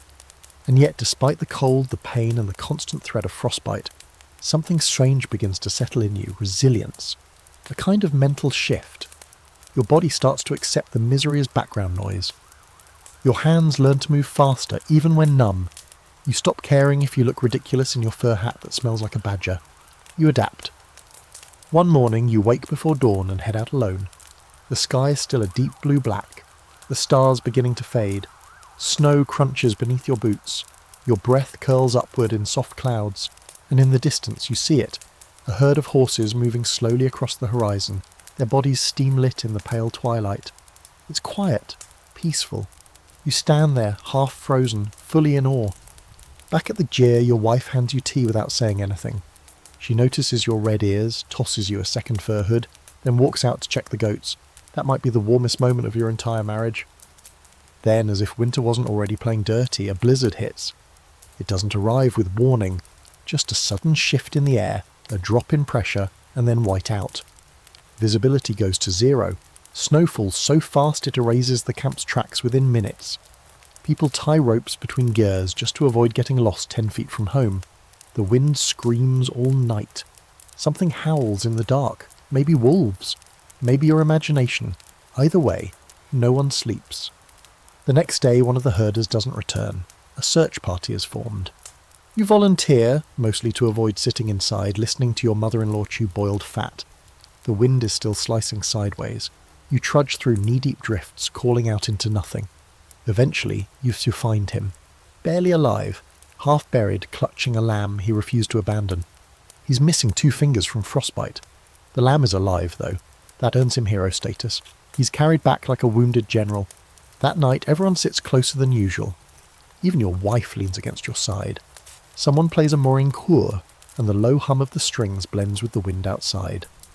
There's a sense that for now you've endured something together. Something ancient, something bigger than any one person. Winter in the Altai is not just a season. It's a test. The kind that doesn't care who you were before, only who you are when it's done. Historical fact. The Mongols adapted masterfully to extreme climates, particularly the brutal winters of Central Asia, developing survival strategies that kept their nomadic armies moving year-round. Quirky fact, Mongols often place stones inside boots and near bedding, heated in the fire, to stay warm during long nights on the steppe. Debate. Some scholars believe Mongol resilience in winter warfare was a key reason for their unstoppable momentum. Others credit sheer mobility and psychological dominance. The wind quiets, the snow starts to melt. The world goes soft again, in that brief window when the Altai shifts from frozen deathscape to mud-soaked promise. Winter loosens its grip and the whole camp exhales at once, though no one says it out loud. You don't celebrate surviving winter out here. That kind of talk tempts the weather gods to finish what they started. But secretly, you start to hope. You start to breathe a little easier. Spring on the steppe is ugly before it's beautiful. The snow melts into brown slush. Everything smells like damp fur and unwashed animals. Ice breaks in chunks across the rivers. And the mud? Dear God, the mud. It swallows boots, carts and small children if you're not careful. You spend half your time digging wheels out of muck and the other half scrubbing it off your horse's legs. If there's a romantic vision of a nomadic life in your mind, spring squashes it like a goat under a stampede. But then something shifts, the grass starts to green, the animals, lean and wild-eyed from winter, begin grazing with frenzy. Foals are born, their legs impossibly long and clumsy. Birds return, the horizon turns soft and blue again. There's a moment, just a flicker, where you stand on a hilltop and realise you've made it to the other side. Not unscarred, not whole, but still standing. And with spring comes something else, politics. You thought warfare was terrifying. You thought blizzards and blood soup were rough. You were wrong. Nothing compares to the quiet, knife-edged chaos of court intrigue. Because yes, even in a world built on horses and bows, there is a court. And now that you've survived a winter, a marriage and a war or two, you're starting to brush up against it. It begins with a summons. A rider gallops into camp with a message, not for the warriors but for the elders. A meeting is being called. Representatives from nearby clans are gathering at a central encampment to discuss trade, territory, marriages, and, most ominously, succession. You don't know what that last part means yet. You will. Your wife's family is involved, which means you're involved, whether you like it or not. You pack up the gear again and join a slow-moving caravan of livestock, warriors, elders, and way too many children who keep stealing your tools. The atmosphere is tense but not hostile. Yet, everyone is watching everyone else like they're checking for cracks in the ice. The central camp is massive. Hundreds of gers dot the valley floor, smoke rising like lazy tendrils into the sky.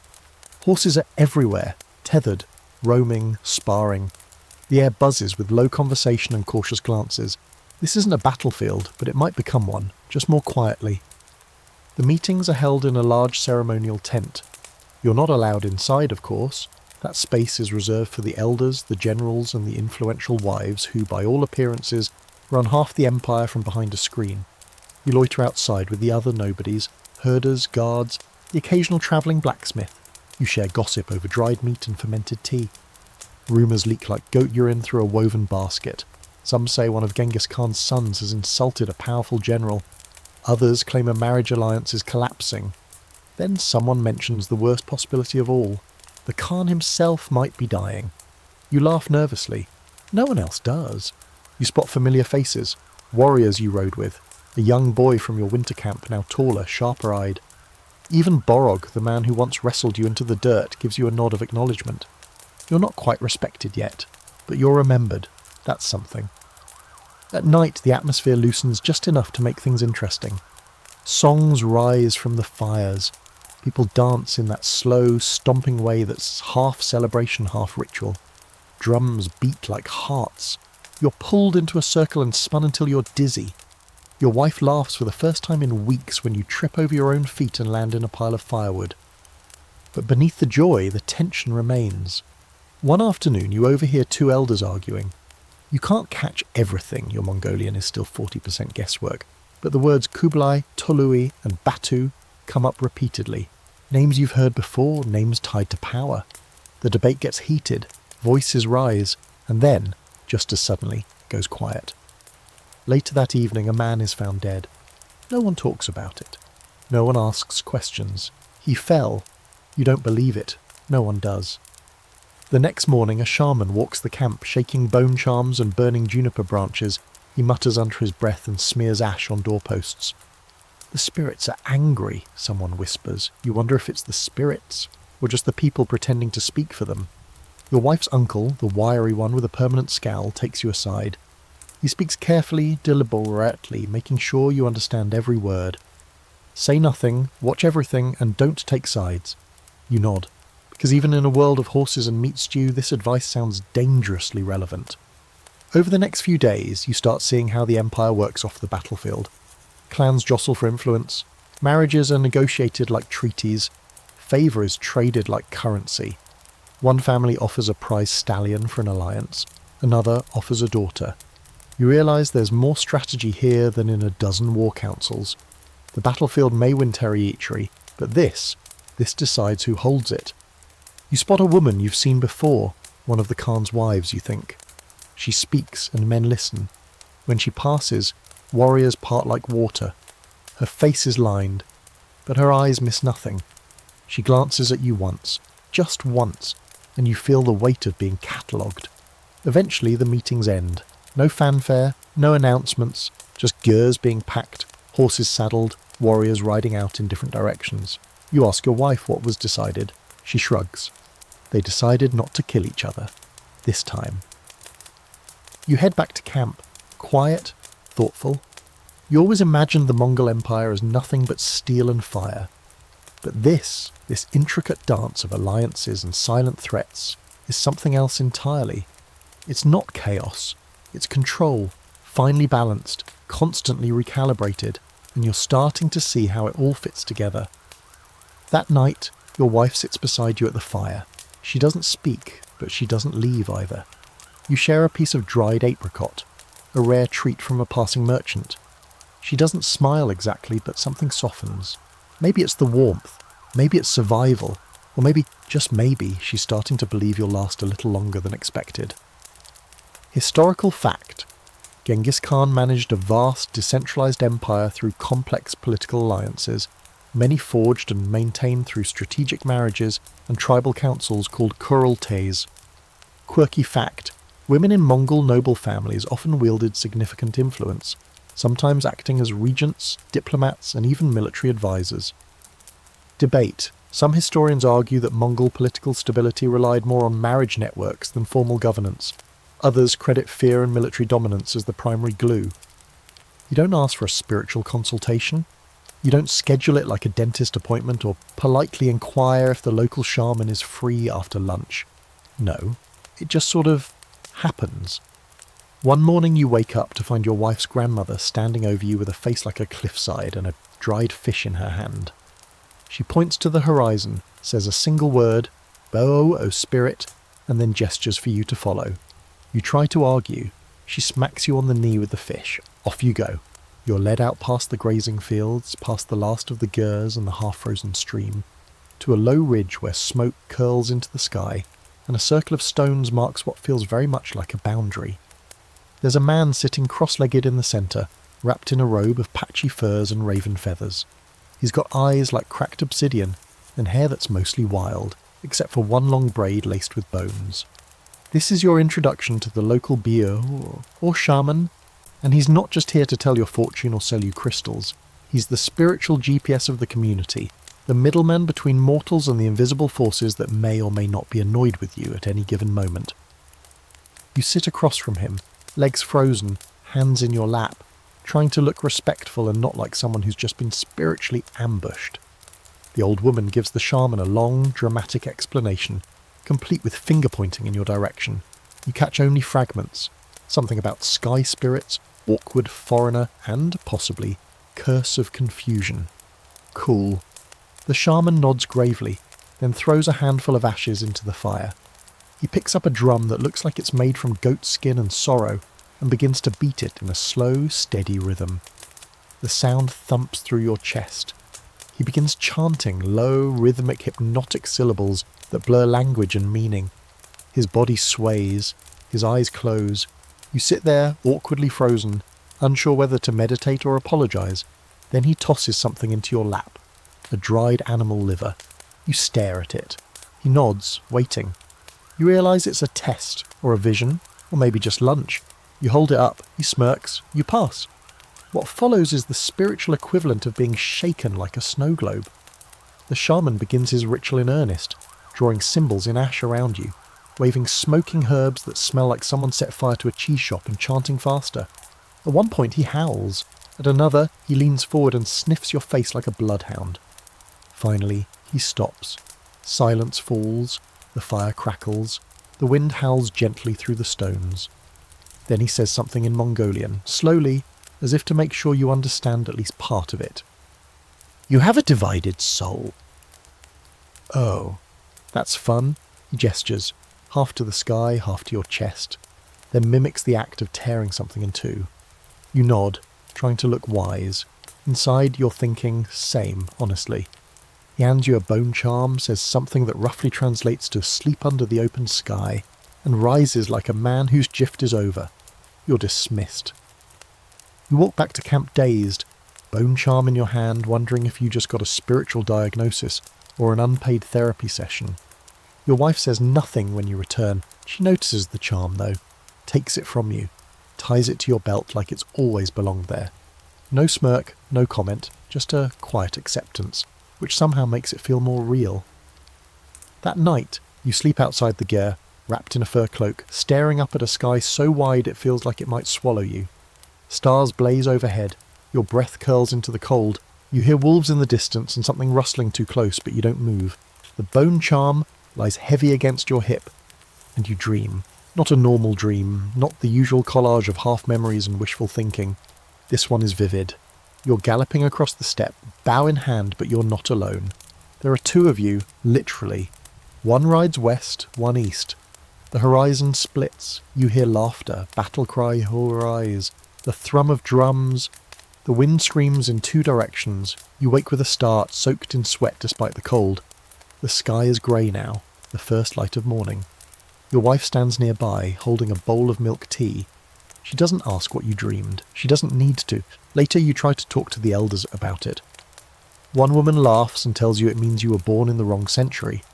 Another warns you that dreams like that mean the spirits have marked you for wandering. You'll never belong to one place, she says, or one people. Great.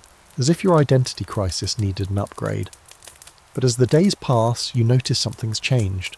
People look at you differently, not like a foreigner, not like a fool, like someone who's been noticed. Whether that's a good thing or not, you still don't know. One of the young warriors starts asking you questions about the stars. A child brings you a dead bird and asks if it's a sign. Even your wife seems less irritated. She sits closer at meals, shares her bread without making a face, or one night she even lets you braid her hair, which you do very badly, and she only swats your hand twice. And the shaman? He shows up again. This time he doesn't chant, he just hands you a piece of carved wood. On it is a rough image, two horses facing opposite directions. Below them a tree, he points to it, then to you, then walks away.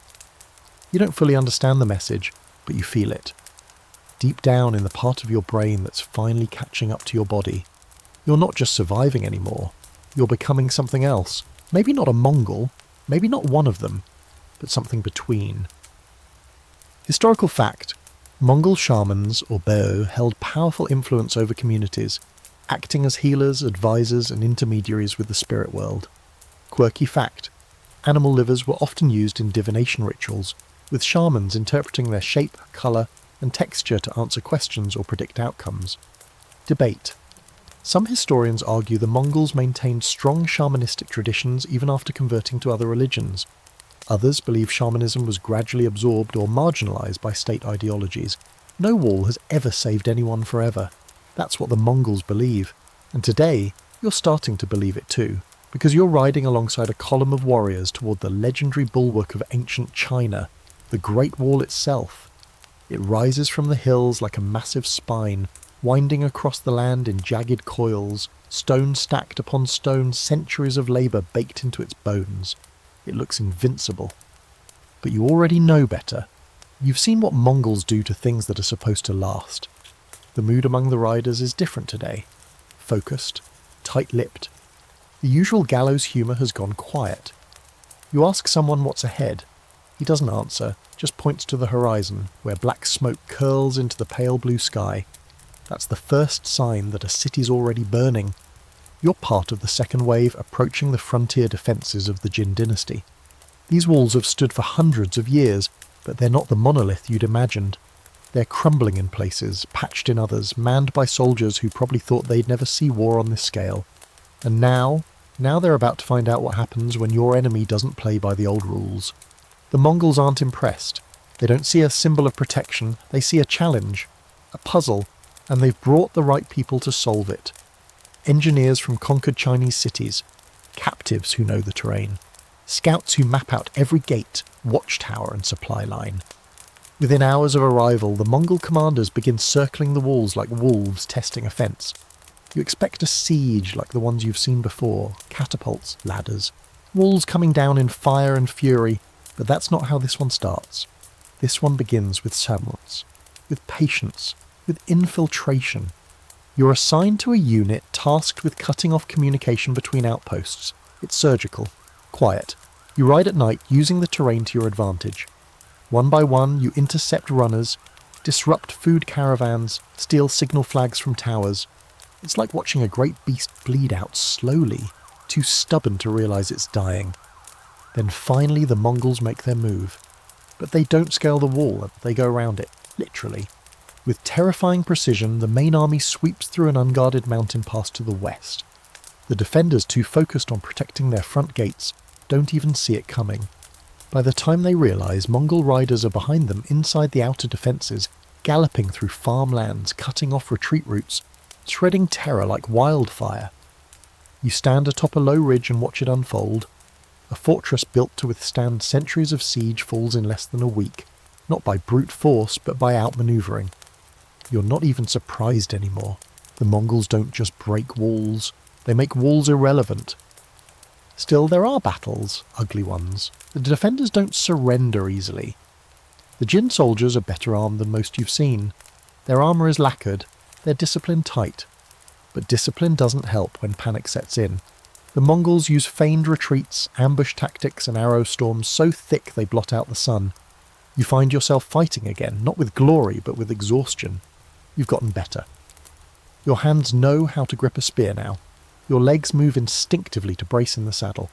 You even land a clean blow once, just once, that knocks a sword from someone's grip. It buys the fellow rider time to finish the fight. He nods at you afterward, a small nod, but it counts. As the walls fall and the cities behind them crumble, you witness something unexpected. Order. The Mongols aren't just here to destroy, they're building something. Fast. Tents go up inside captured cities. Markets reopen within days. Chinese scribes are hired to keep records. Engineers are sent to repair bridges, not just break them. Civilians are offered protection, as long as they obey. It's efficient. Cold but efficient. One day you're asked to escort a Chinese official who's defected. He's middle-aged, well-dressed, eyes sharp behind his scholar's calm. As you ride together, he talks, too quickly, too nervously, about trade routes, local dialects, troop strengths. You don't understand all of it, but you catch enough to realise this man is betting his life on the Mongols winning. When you ask him why he's switching sides, he shrugs. Walls, he says in Mandarin, are good for keeping people out, but also for keeping you in. You don't know enough of the language to answer, so you just nod, because yeah, that tracks. Back at camp, there's celebration. Not wild revelry. Mongol victories aren't parties. They're declarations, another empire breached, another culture absorbed. You help set up a new supply depot near a former watchtower. The commanding officer assigns you to keep inventory. You almost laugh. You, a guy who used to get winded walking through airports, now counting barrels of grain for one of the most feared armies in history. You don't recognise yourself anymore. That night, a captured Chinese musician is brought to camp. He plays a haunting melody on a guqin, the notes drifting over the firelit tents like smoke. No one speaks, even the toughest warriors go still. You sit cross-legged in the dirt listening and feel something ache in your chest. Not grief exactly, more like distance. A reminder that all of this whole brutal, sprawling machine, is still made up of people, of beauty, of loss. You glance at your bone charm. 2 horses, 1 tree. You still don't know what it means, but you're starting to suspect you'll find out. Historical fact. The Mongols breached the Great Wall multiple times, often by identifying weak points, bribing gatekeepers, or using geography to bypass major fortifications entirely. Quirky fact, Mongol armies often repurposed Chinese siege engineers and local knowledge to break into the very cities they once protected. Debate. Historians disagree on the strategic value of the Great Wall during Mongol invasions. Some argue it was symbolic by then, others believe it failed due to internal corruption and lack of coordination. You should have known something was off the moment they handed you a clipboard. Not literally, of course, clipboards don't exist here, but a bundle of wooden tablets tied with string covered in neat brushstrokes that look suspiciously like bureaucracy. You flip through them, confused, and then realise you're now a tax collector for the Mongol Empire. That's right. After sieges, sackings, and a haunted marriage held together by sour tea and grunts, they've decided you're management material. The officer who gives you this new role offers no explanation, just points toward a caravan headed east and says something that sounds like, "You count now," That's either a statement of rank or a cruel joke. Before you can protest, you're handed a bag of tax tokens, small stamped pieces of metal used to verify payments, and paired with a translator who speaks 6 languages and none of them fluently. Your job? Travel to the newly conquered towns and make sure the locals pay what they owe. It's not glamorous, it's not safe, and it's definitely not optional. You're no longer a soldier or a survivor, you're a cog in the economic engine of empire. Your first stop is a market town recently liberated by Mongol forces. The gates are open, the mood is tense, and the smell of ash still clings to the walls. You ride in with your translator and a small detachment of guards, trying to look authoritative instead of like someone who once lost a wrestling match to a goat herder. You're brought to the town square, where merchants, farmers and weary city officials gather to receive their new reality. A Mongol officer stands beside you like a Sanyu. He doesn't say a word, he doesn't have to, his presence is enough to keep everyone from running. You begin the process, one family at a time. They bring livestock, grain, bolts of silk, sometimes jewellery. You count. Your translator scribbles. The locals glare but hand it over. It's not that they want to pay taxes, it's that they've heard what happens when people don't. You ask what the tax rate is. The translator shrugs. Depends, he says, on what they have, on who they are, on how mad the Khan is this month. Comforting. Still, it's not all oppression and extortion.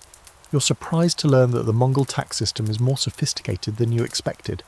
The empire doesn't just want your gold, it wants to keep things running.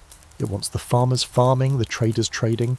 Dead peasants don't pay taxes, so the system bends, sometimes kindly, sometimes cruelly, but always with the empire's survival in mind. One old man tries to cheat, claims he has fewer sheep than he actually does. A local child rats him out. Your guards respond instantly. The man is fined, not whipped, not executed, just publicly shamed. His neighbours laugh, he doesn't. Your translator explains, we punish cheats, not liars. Everyone lies. Only fools get caught. Some towns offer bribes, small ones, a cup of rice wine here, a silk scarf there. You take none of it. Partly because you're still not sure what's allowed, and partly because you don't want to be reassigned to stable cleaning duty. At night, you camp in half-burned courtyards, listening to the crackle of dying fires and the mutter of exhausted guards. You eat whatever's left, rice, dried fish, a curious jelly made of something you choose not to investigate too closely. You try to sleep on a pile of mats that smell like 10,000 feet. You dream of counting coins, sheep, bowls of fermented milk, until the dreams become numbers floating in the dark. Then there's the paperwork. Endless, horrible paperwork. The Mongols may be horse lords, but someone up high decided everything must be written down. Your fingers cramp from copying names. Your translator keeps mispronouncing towns. One day he records a goat as a child by mistake. No one notices for a week. Worse, you realise you're starting to remember things. Not just names, but patterns. This town produces grain. That one, wool. This family has 2 sons old enough to conscript. That merchant is smuggling dyes. You're not just collecting taxes, you're analysing data. And you hate how satisfying it is. Somewhere along the way you start thinking like a Mongol. Not just about conquest, but about control. How do you keep an empire this vast running without collapsing into chaos? The answer apparently is taxes. One day you reach a village that's already deserted. Burned. No people, no livestock, just a silence that feels deliberate. Your guards stiffen. You poke through the ashes and find signs of flight. Half-eaten meals, empty storage jars, a child's toy left behind. The officer says one word. Fugitives. You expect punishment. Instead, he marks the town on a tablet, scratches a note in the margin and moves on. Later you ask him why there's no retaliation. He shrugs. They'll come back, he says. Hunger always does. That night you sit by the fire and reread your lists. The names blur, the numbers blend. And for a moment you see it, the shape of the empire, not as a battlefield, but as a network, a living map of people, goods, habits and fears. The next morning a new directive arrives. You're to report to Karakorum, the imperial capital. Why? No explanation. Just a stamped wooden token and a route marked with red ink. Your translator grins. Promotion, he says, or execution. Could go either way. You laugh, but it's not a joke. Historical fact, the Mongol Empire developed a highly organised taxation system across conquered territories, often adapting local methods to streamline governance and revenue collection. Quirky fact, Mongol tax tokens, sometimes made of metal, wood or stamped clay, were issued as receipts, early versions of physical transaction verification. Debate. Scholars differ on whether Mongol taxation was sustainable or exploitative. Some argue it created stability, others say it drained local economies over time. They hand you the money like it's cursed. Not coins, not silver bars, but just paper. Thin, square slips printed with strange characters and sealed with the official stamps. It smells faintly of ink, old wood, and something you can only describe as authority. The officer explaining your new task holds one of the bills up between his fingers, lets the wind flap it once, and says in a slow, clear voice, "This is worth your life now. Don't forget it." Welcome to the next level of Mongol Empire building, currency control, and you, lucky soul that you are, have just been upgraded from tax collector to enforcer of paper money. This is yuan currency, backed not by gold, but by the name of the Great Khan himself. And believe it or not, your job now is to convince sceptical, confused, and often furious merchants across the empire that these glorified bookmarks are as good as hard silver. Your first assignment takes you to a trading post near the edge of the former Tangut kingdom, now under firm Mongol control. The city buzzes with traders from India, Persia, Central Asia, and China.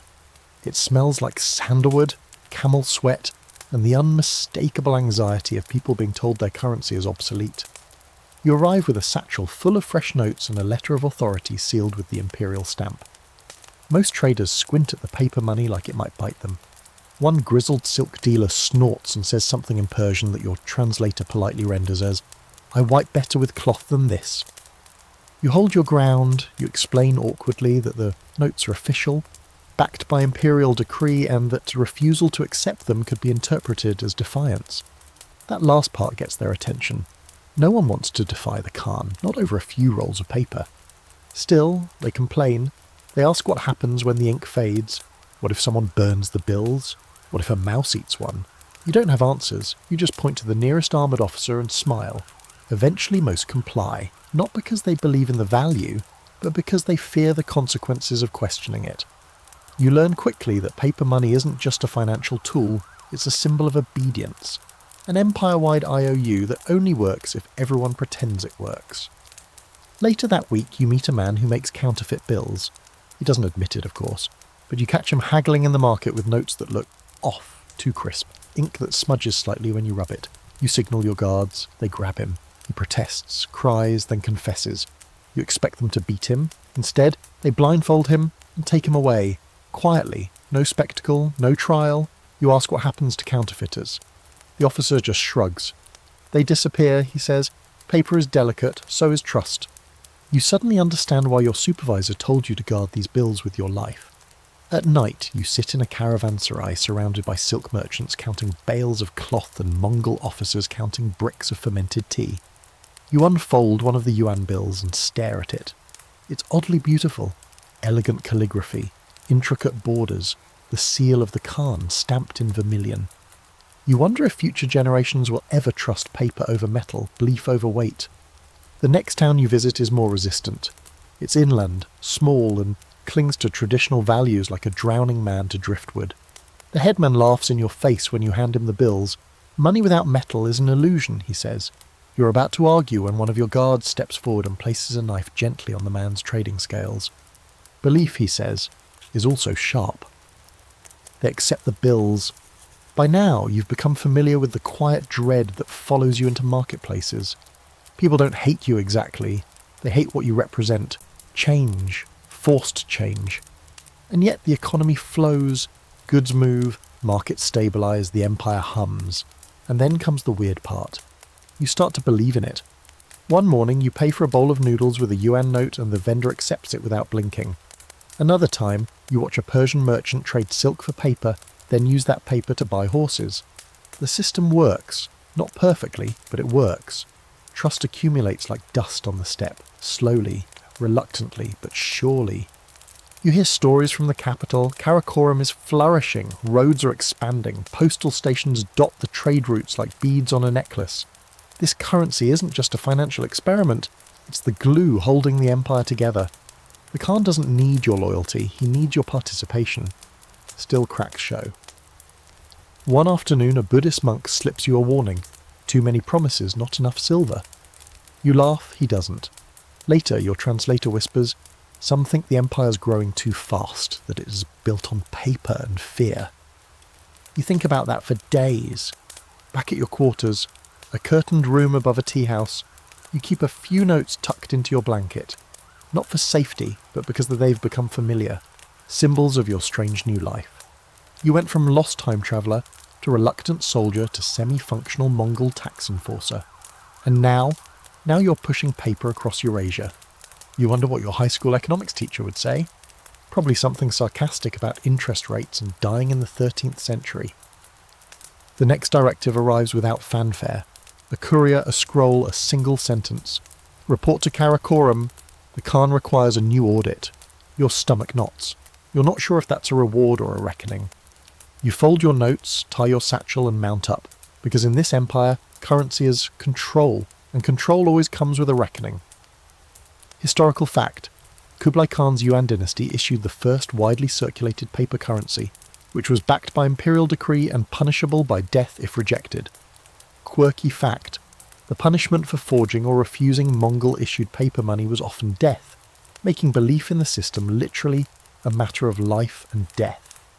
Debate. Historians still argue whether Mongol paper currency was revolutionary economic policy or a short-lived fiat system destined to collapse without silver backing. You've ridden west, you've ridden east, you've seen empires burn, walls fall, and lives get rearranged like furniture in the wind. But nothing quite prepares you for the Silk Road. It's not a single road, really, more like a giant tangled braid of paths cutting across deserts, mountains, and civilizations. And you, accidental tax official, mildly traumatized time tourist, have just been reassigned to one of its merchant convoys. It begins in the shadow of Karakoram, the Mongol capital, which looks more like a sophisticated tent city than the gleaming palace your imagination hoped for. Still, the place hums with purpose. Caravans roll in every hour, bringing wool from the steppe, spices from India, glassware from Persia, and nervous traders from everywhere. You're assigned to observe and ensure compliance, which is a Mongol way of saying, make sure no one's skimming off the top or hiding forbidden scrolls in their saddlebags. Your caravan consists of 24 camels, 10 carts, 20 merchants, and 6 very twitchy guards. Your job is to ride alongside them and look important. You're given another stamped wooden pass, some emergency silver coins, for when paper money won't cut it, and a curved dagger you will definitely not be using for anything brave. The road stretches out before you like a dare. It begins with desert, Gobi to be exact, a brutal shimmering wasteland of cracked earth and dunes so dry they crunch when you walk on them. The camels plod forward, unbothered. You, on the other hand, spend the first 3 days trying not to slide off your saddle every time the animal shifts its chewy gait. Everything smells like salt, sweat and sunburn.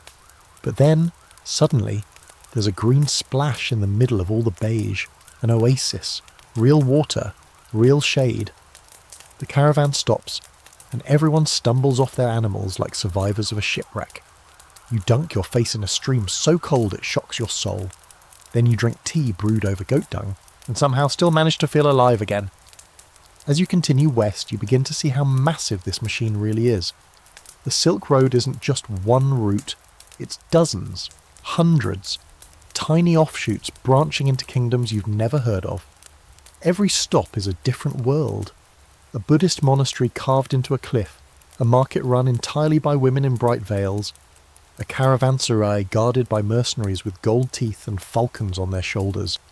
You meet people from everywhere, a Syrian merchant with glass beads sewn into his beard, a Turkish cook who insists on feeding everyone camel stew at midnight, a Chinese apothecary who sells herbal powders from little carved boxes and warns you not to mix the red one with alcohol unless you want to see the other side of the moon. Your translator's struggling to keep up. He now switches between Mongolian, Uyghur, Arabic, Persian, and bad hand gestures in under 3 minutes. You give up trying to understand everything and instead just nod wisely and pretend your robe hides deep diplomatic insight. Trade happens constantly. A bolt of silk disappears, reappears as 20 sheep. The sheep vanish, return as dried apricots. You think someone traded a sword for a rug and then turned the rug into tea bricks. Commerce here is like jazz, improvised, fast and occasionally incomprehensible. But it's not all friendly bartering. You pass burned-out villages, bandit ambushes, collapsed watchtowers with arrowheads still buried in the stone. One morning you wake to find a merchant gone. No blood, no sign of struggle, just his boots left by the fire and a camel chewing something that might have been his ledger. No one speaks of it. Everyone packs faster. The guards start checking the wheels at every stop. You're told to ride at the centre of the group, trust no one. The Silk Road might be the spine of the empire, but it's also its nervous system, full of messages, secrets and infections waiting to spread. One day the caravan comes upon a Mongol patrol. You recognise the discipline instantly. Clean armour. Bows strung and ready. The commander inspects your papers, squints at you and says something about a new tax checkpoint up ahead. Your merchants groan. You nod solemnly and pretend to be a man with opinions. By now you're used to the rhythm. Ride, rest, argue about spices, avoid dying, repeat. But one evening at a dusty outpost near the Tian Shan Mountains, something changes. A Persian astronomer joins your caravan. He wears a long black robe covered in embroidered stars, speaks flawless Mongolian, and carries a wooden box full of polished glass and brass. He notices you one night staring at the sky. "Do you know where you are?" he asks. You start to answer, then stop, because suddenly you're not sure. "You're in the middle," he says. "Between worlds, between empires. That's what the Silk Road is, not east, not west, just between." That hits harder than it should, because you realise he's right. You're not from this world, not from any of the worlds around you. You've just been bouncing from one survival instinct to the next, hoping no one notices how confused you are. But now you're something else. A witness, a participant, a footnote. You don't know. The next morning the astronomer gives you a small circular object. A compass. "Keep it," he says, "for when the road splits again." You tuck it into your belt next to your bone charm. 2 horses, 1 tree, and now a needle that always points somewhere, but never explains why. The road continues. You pass mountain passes carved into ice, temples older than your home country, traders who speak languages that sound like music and are maps drawn on silk instead of parchment. You start dreaming in fragments. A wall of fire, the Khan's shadow, a spinning coin, your wife braiding her hair in the wind. Somewhere deep in the desert you forget your old name, and you don't miss it. Historical fact. The Mongol Empire's control of the Silk Road created the Pax Mongolica, a period of relative peace that allowed trade, technology and ideas to flow across Eurasia. Quirky fact. Caravanserais, roadside inns along the Silk Road, offered not just rest but also entertainment, food and information networks, becoming essential for imperial control. Debate. Historians continue to debate whether the Mongols' facilitation of trade was altruistic, pragmatic, or simply another method of indirect control through economic integration.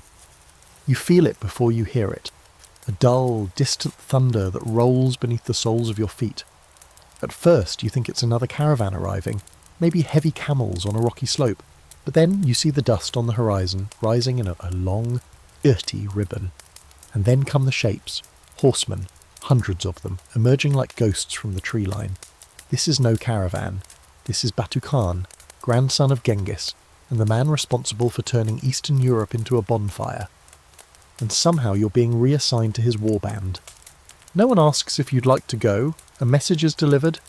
Your name, or something vaguely resembling your name, is scribbled on a bark tablet. Your gear is packed by strangers. A fresh pony is tied to your post. You're told to head west. Really far west. You ride for weeks, cutting across the steppe like a bird tied to the saddle horn of history. Towns give way to forests, forests thin into plains. The air grows colder, wetter, meaner. By the time you reach Batu's forward camp, your teeth hurt from clenching and you've aged approximately 10 years.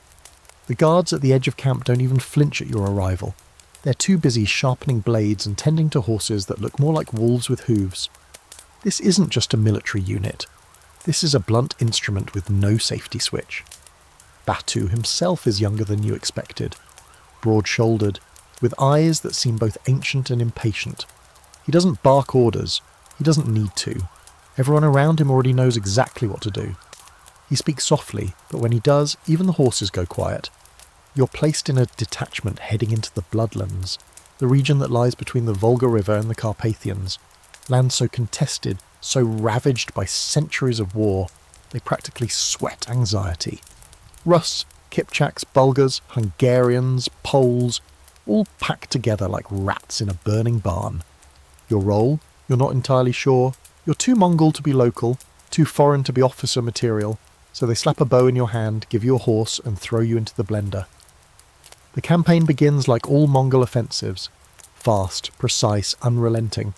You cover ridiculous distances each day. 60, 70 miles on horseback. River crossings happen without bridges, without warning. The army seems to defy terrain. Snow, mud, marsh, it doesn't matter. They just keep moving. Like water. Like fate. The first battle you see isn't even fair. A Russ's town, fortified, walled, smug in its sense of historical invincibility, is surrounded before the bells even stop ringing. The Mongols break into 3 wings, as usual. Encircle, disrupt, annihilate. Archers cut down anything that pokes its head over the walls. A small breach opens, doesn't matter if it's real or staged. The defenders pour out. The Mongols fall back, then swarm in from the sides. In 20 minutes, it's over. You ride past corpses frozen mid-defiance. The towns get smarter, stronger, nastier, but so do the Mongols. You learn to read the formations. You learn that Batu's strength isn't just numbers, it's orchestration. A symphony of terror. Feigned Yisa of feigned retreats lure out entire armies, only for hidden units to flank them in the fog. Scouts disappear into forests and emerge behind enemy lines 3 days later. Messages travel faster than you thought possible, carried by the relays of fresh horses and hardened riders who sleep in the saddle. You survive skirmishes by staying close to veterans and pretending you know what you're doing. You sleep curled next to your pony, bow in one hand, charm in the other. Sometimes you dream of cities you've never seen, Kiev, Krakow, Vienna. Sometimes you dream of walls breaking, always breaking. And then you come to Kozelsk. It's a fortress town deep in Russ's territory, surrounded by thick forest and thick-headed defenders who refuse to surrender. Most cities fall in days. Kozelsk holds out for 7 weeks. The Mongols are stunned, impressed even, but not merciful. You help build siege towers in sleet. You drag logs through swamp. You fire flaming arrows at walls that simply won't give. One night, a boy from your squad gets hit with a stone dropped from a battlement. The impact caves in part of his skull. He twitches for half a minute, then nothing. No one speaks his name again. Eventually, the walls crack. Not from a single blow, but from exhaustion. The city opens like a blister, and the Mongols do what they always do. They erase. You ride through the ruins on a horse that now spooks at nothing. You pass bodies stacked in wells, churches blackened with soot, children curled in doorways. You feel nothing. Not numbness, not rage, just a kind of vacancy, like your soul stepped out to get air and hasn't returned. Batu doesn't celebrate, he just gives the next order. Push west. You pass the ruins of Kiev smouldering. You see Hungarian scouts hanging from trees like warnings. You meet a man who claims he saw Mongol riders crossing the Danube on rafts made from inflated goatskins. You believe him, and then comes Liegnitz. The Polish army stands tall, proud, decked out in chainmail and banners, knights shimmering in their polished armour.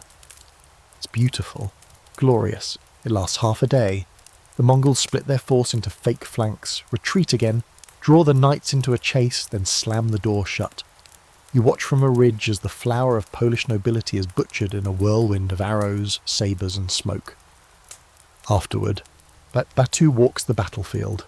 He says nothing, but he picks up a fallen knight's helmet, turns it over in his hand and tosses it into a pile of scrap. That night you write down numbers on a wax tablet. Not names, just numbers. Then you throw the tablet in the fire, because the truth is you've stopped counting. Historical fact, Batu Khan led the Mongol invasion of Eastern Europe in the 1240s, crushing armies in Russia, Poland and Hungary with terrifying speed and coordination. Quirky fact, Mongol forces sometimes used inflatable animal skins as makeshift rafts to cross rivers during their rapid advances. Debate. Some scholars argue Batu intended to conquer all of Europe, but was recalled to Mongolia for political reasons. Others believe the campaign was never meant to be permanent occupation. There's a strange, disorienting calm after a massacre. You expect chaos, scavengers, screaming, but what you get instead is quiet. A deep, unsettling quiet that seems to echo through the bones of the land. That's what you ride through now, fields where nothing moves but smoke and flies. Villages so empty they don't even creak in the wind. You've survived Batu's campaign in the west, and now you're seeing the part they don't sing about. The long, hollow breath after the blade has passed. But this isn't the end. No, it's a new phase, a shift. The Mongol Empire isn't just about war anymore, it's about order. You've heard the phrase whispered across markets and camps. Pax Mongolica, Mongol peace. Traders say it with a mixture of awe and fear, like it's both blessing and threat. Roads that were once death traps are now patrolled. Bandits vanish. Taxes are collected without extortion. And yes, even silk arrives on time. You return to Karakoram, well, what counts as returning. You've changed. The capital has too. It's grown, sprouted new districts, new smells. More stone buildings now, more foreign faces. A Buddhist shrine sits across from a Nestorian church, which shares a street with a Persian bathhouse. No one seems surprised. The Empire doesn't care what gods you worship, just that you pay your share and don't start a fight before lunch. You report in, you're given a fresh paisa, a bronze pass stamped with the Khan's seal. It grants you free movement along imperial roads and command over postal relay stations. It's a massive privilege, but also a leash. You go where you're told, when you're told, and if you misuse it, you vanish into the air like smoke off a fire. Your first assignment under the Pax Mongolica is diplomatic escort. You ride alongside ambassadors, scribes and caravans so luxurious they make your old tax collector days look like goat herding.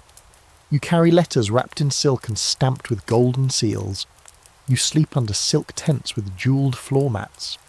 One night a Mongol prince joins your campfire and tells a story about his grandfather breaking a king's spine with his bare hands, then laughs like it's a bedtime story. Still there's tension, the peace is fragile and everyone knows it. In one city, an official accuses a merchant of cheating. The merchant replies with the wrong tone of voice. The next day his entire inventory is confiscated, and he's given the choice of exile or conscription. He picks exile. He dies a week later in a sandstorm outside of Bukhara. Pax Mongolica, baby. Smile while you bleed. Yet the roads are safer than ever. You see children walking barefoot from town to town. You see elderly men trading spices on the steps of temples without fear. You see maps drawn more accurately than anything you ever learned in school. You see postal stations where fresh horses await every traveller, spaced out across hundreds of miles with terrifying precision. You even meet a group of Venetian traders. One of them, a smug redhead with way too many rings, introduces himself as Niccolo. You ask if he's related to Marco. He gives you a look like you've just asked if he's made of cheese. This is before his time, he says. Right, time travel, you keep forgetting. The Mongols aren't just preserving trade routes, they're engineering them.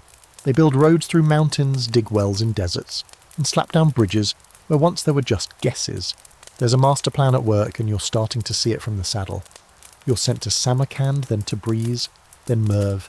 Cities whose names feel like poetry and whose streets smell like cumin, horse sweat, and too many conflicting religions.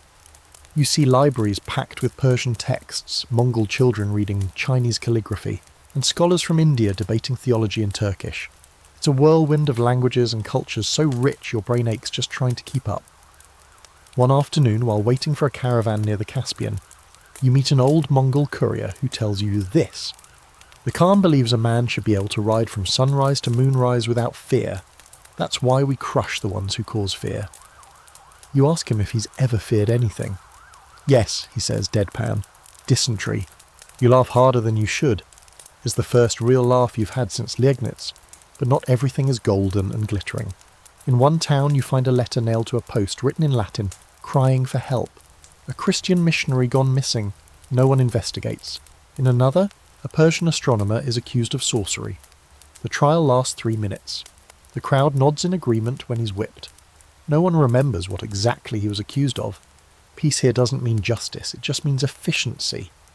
You begin to notice something else too.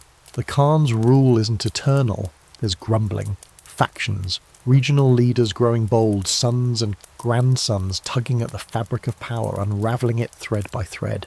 There are whispers of revolts in the south, strange omens in the east, but no one says anything directly. Not yet. Because for now, the system still works, the gears still turn, the empire is massive and terrifying and beautiful and unjust, and, at the moment, strangely calm. You spend one night camped beside a massive stone road built across a mountain pass. A courier gallops by in the dark, hooves sparking on the stone, shouting something in Mongolian you can't quite catch. You sit up, startled. Your guide shrugs. "Just another message," he says. "The Empire breathes through those." You lie back down, watching the stars shift overhead. The Empire does breathe, and you're inside it. Not outside anymore, not just surviving. You're woven into the rhythm now, a footnote with a heartbeat. You clutch your charm. 2 horses, 1 tree. Somewhere far away you think you hear thunder, but the sky is clear. Historical fact. The Pax Mongolica, 13th and 14th centuries, marked an era of stability and safety across Eurasia under Mongol rule, greatly enhancing trade and communication across vast distances. Quirky fact, Mongol postal stations, YAM, provided fresh horses and lodging at regular intervals, creating an early express mail system that could cover 200 plus miles a day. Debate. Some scholars hail the Pax Mongolica as a golden age of transcontinental commerce. Others argue it was peace enforced by fear and at the cost of cultural autonomy. You've seen death on a horseback. You've seen it with arrows, with swords, with entire cities flattened under fire and hoof, but you've never seen this kind of death. It doesn't ride, it doesn't roar, it just whispers its way through the empire, invisible and patient. It starts with a cough, a sniffle. Someone says it's just the wind, just the dust, and the fever hits. The shaking, the black swellings under the skin. They start calling it the sickness, but you'll come to know it by another name. The Black Death. You're in a bustling trade city near the Caspian when it begins. Caravanners from all directions, bright silks, heavy perfumes, gold weighed on little brass scales. Everything hums, and for a moment you almost forget you're in the Mongol Empire. You're sipping spiced tea in a courtyard when a merchant keels over mid-sail. His assistant rushes to him. 2 days later they're both gone. You assume it's a fluke, a heat stroke, bad lentils, then more fall ill. A courier dies in the middle of his route, slumped in his saddle. A Persian poet in your camp starts coughing blood into a silk rag. The stablemaster starts limping, his foot swollen like a wineskin, and all across the empire, the messages start shifting tone, from military commands and tax reports to frantic scribbles about bodies, burning, containment. You're reassigned again, not as a taxman, not as a soldier. This time you're escorting a physician, or maybe he's an alchemist, or a priest. You can't tell. He wears robes, mumbles prayers to 4 different gods, and keeps a bag full of herbs and crushed beetles. He believes in balance, in heat and cold, moisture and dryness. None of it is helping. In the villages you see pyres, entire families lying side by side in the dirt, their mouths open in shock. No one touches them. The fear is thick, real enough to taste. In one town, they won't even bury their dead. They just leave them for the crows and ride away. The Mongols don't panic easily. But even they look sideways now. You see warriors with cloth tied over their mouths, merchants fumigating their wares with burning herbs. In one particularly grim moment, a caravan sets fire to all its cargo. Silks, spices, wine. Too many sick had touched it. You ask the doctor if this is the end. He laughs, but it's not a happy laugh. "No," he says, "it's a correction." Theories abound. Some say it came from rodents, others say it rides the wind. You hear tales of infected Mongol troops catapulting plague-ridden bodies over city walls. Could be rumour, could be genius, no one can confirm, but the idea is horrifying enough to stick in your head. And then you start feeling warm. Not feverish, just warm enough to make you question it. You lie awake at night, hand pressed to your chest, waiting for the sweat, waiting for the swellings. You start checking your skin in the mornings like it's a crime scene. Your pulse feels suspicious. Your breath sounds guilty, but you don't get sick. Not yet. Instead, you keep moving. That's the only thing anyone seems sure about. Don't linger. Keep riding. The Empire's too big to fall all at once. You tell yourself that over and over. You pass cities where gates are barred. Places where you once saw scholars now house only silence. One town paints black symbols on its doors, prayers, curses, or maybe just final words. You don't go in. You don't need to. The wind already carries the truth. Even the postal system starts to fray. The yam stations, once bustling hubs of logistics, are half empty. Some have been burned. Riders go missing. The roads are still there, but they feel like veins with no blood. You feel the Empire pulling back, folding inward. Like it's trying to survive its own success. You catch rumours of trouble in the east, famine, rebellions. Commanders abandoning posts. But no one confirms anything. Everyone is too busy not dying. In Samarkand you meet a woman who's bearing her 5th child. She tells you her prayers changed after the 3rd. She no longer begs the gods to spare them, just to take them fast. You offer her a coin. She laughs and tosses it in the dirt. "What use is money in a world full of ghosts?" she asks. You don't have an answer. And yet, amid all this horror, the machine keeps grinding, not smoothly, not like before, but it moves. Some towns reopen, trade stutters back. People wear masks made of bird beaks stuffed with herbs. Some cities establish checkpoints, inspecting travellers, burning anything suspicious. The Empire tries to adapt, tries to survive. And maybe the most terrifying part is that it still works. Mostly, you pass a checkpoint where guards burn the hooves of camels before allowing them in. You sleep in a relay station that's been scrubbed so clean you can smell vinegar 3 rooms away. At another, you see an entire inspection team in a matching white robes, dousing everyone in pungent smoke. But for all their rituals and policies, the truth is simple. The plague doesn't care. Not about walls, not about gods, not about systems. One night, a high-ranking Mongol commander in your convoy falls ill. He insists on riding, refuses to show weakness. The next day, he collapses on the trail. His second-in-command buries him in a shallow grave with his sword and says a quick prayer to eternal blue heaven. Then he turns to the rest of you and says, "Keep moving." So you do, because that's the only thing left. Movement, forward momentum, a kind of desperate inertia. You wonder sometimes how far the plague has reached. Is your home safe? Does your world even still exist? You imagine your old apartment, your phone, your bed with the uneven mattress. Would the plague find them too? Probably. One evening, your physician, your grim herbal-scented shadow, sits next to you under the stars and tells you this. This empire is sick, but not just from disease, from speed, from ambition. It grew too fast. You nod, because you understand now. Pax Mongolica wasn't built to last. It was a brilliant firework in the night sky, blazing, beautiful and ultimately unsustainable. And here you are, drifting in the smoke of it all. Historical fact. The Black Death likely entered the Mongol Empire via trade routes, particularly along the Silk Road, and devastated populations across Asia and Europe. Quirky fact. Some historical accounts suggest Mongol forces may have catapulted infected corpses during sieges, a grim early form of biological warfare. Debate. Historians debate whether the plague helped fracture the Mongol Empire or merely accelerated internal divisions already in motion. You smell it before you see it. Green tea, sandalwood incense, and baked rice cakes. The scent rides the breeze like a song, soft and strange, completely different from the heavy air of the steppes or the burnt wind of the west. You're approaching Dadu, once Zhongdu, now the imperial capital of the Yuan dynasty under Kublai Khan, grandson of Genghis, conqueror of China, and a man who wears brocade like armour. You don't ride into this city, you're escorted. Your current job, don't even bother trying to keep track of them all, is official courier and observer, part of an envoy heading into the Imperial Court. You're not important, not really.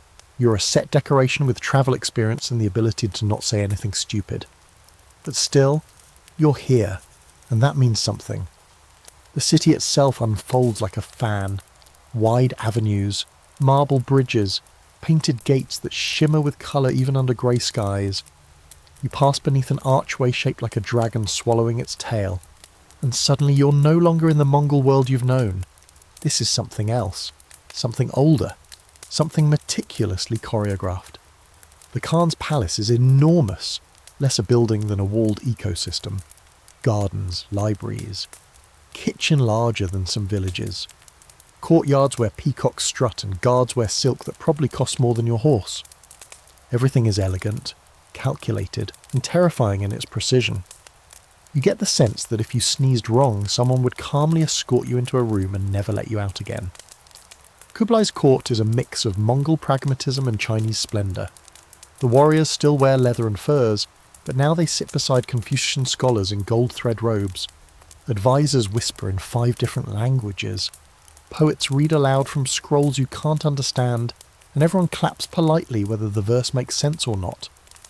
You finally catch a glimpse of Kublai Khan during a ceremonial procession. He rides not a war horse, but a carriage covered in blue silk. He's heavier than his ancestors, more regal than wild. His beard is trimmed, his posture relaxed, but there's a sharpness in his gaze that makes your blood run cold. He's not just a ruler, he's a man who knows he's the ruler. They say he's trying to hold 2 worlds in balance, Mongol tradition and Chinese administration. It shows. One minute he's discussing horse breeding techniques from the steppes, the next he's debating with a Taoist monk about celestial alignment. 1 foot in the saddle, 1 in the scroll room. You're shown around by a court functionary who introduces himself with a 10-second bow and a name that includes 4 titles and a reference to the constellation Taurus. He leads you through a hallway filled with murals, Mongol victories, Chinese rivers, heavenly emperors riding clouds. You stop in front of one painting showing Genghis Khan riding a dragon. You raise an eyebrow. Metaphorical, the guide whispers. Right, your quarters are surprisingly comfortable. A real bed, soft rice pillows, a lacquered basin filled with rose-scented water. You almost feel guilty lying in it. You've been living on saddle sores, bone charms and plague rumours for so long, this sudden luxury feels like a hallucination. But comfort doesn't mean peace. The court is a maze. You're not expected to speak unless spoken to. And even then, you'd better say something either brilliant or completely forgettable. You learn to bow at the right angle, to accept tea with both hands, to smile vaguely when people argue about philosophical doctrine in front of you for 3 hours. You start attending official banquets, not as a guest, but as a body in a chair, to make the room feel full. And what a chair it is. You sit on silk cushions shaped like lotus flowers. The food arrives in 27 courses. Pickled plums, duck glazed in honey, soup served in porcelain bowls so thin they hum when touched. Next to you sits a Mongol general who fought in Persia and hasn't said a word since the 4th course. Across from you, a Chinese mathematician glares at a cup of tea like it owes him money. Nobody here trusts anyone else, you learn that slowly by watching what isn't said. The court whispers, not loudly, not directly, but enough. There are questions about Kublai's loyalty to Mongol tradition. Some say he's gone too soft, too Chinese. Others say he's the only one keeping the empire from shattering. One group believes his vision is divine, another thinks it's diluted. No one speaks against him publicly, that would be suicide, but the conversations over dumplings carry weight. One night, while walking through the palace gardens, you see a group of children practicing calligraphy under a tutor's watchful eye. One child stumbles. The tutor corrects him gently, then glances over at you, not with suspicion, just curiosity.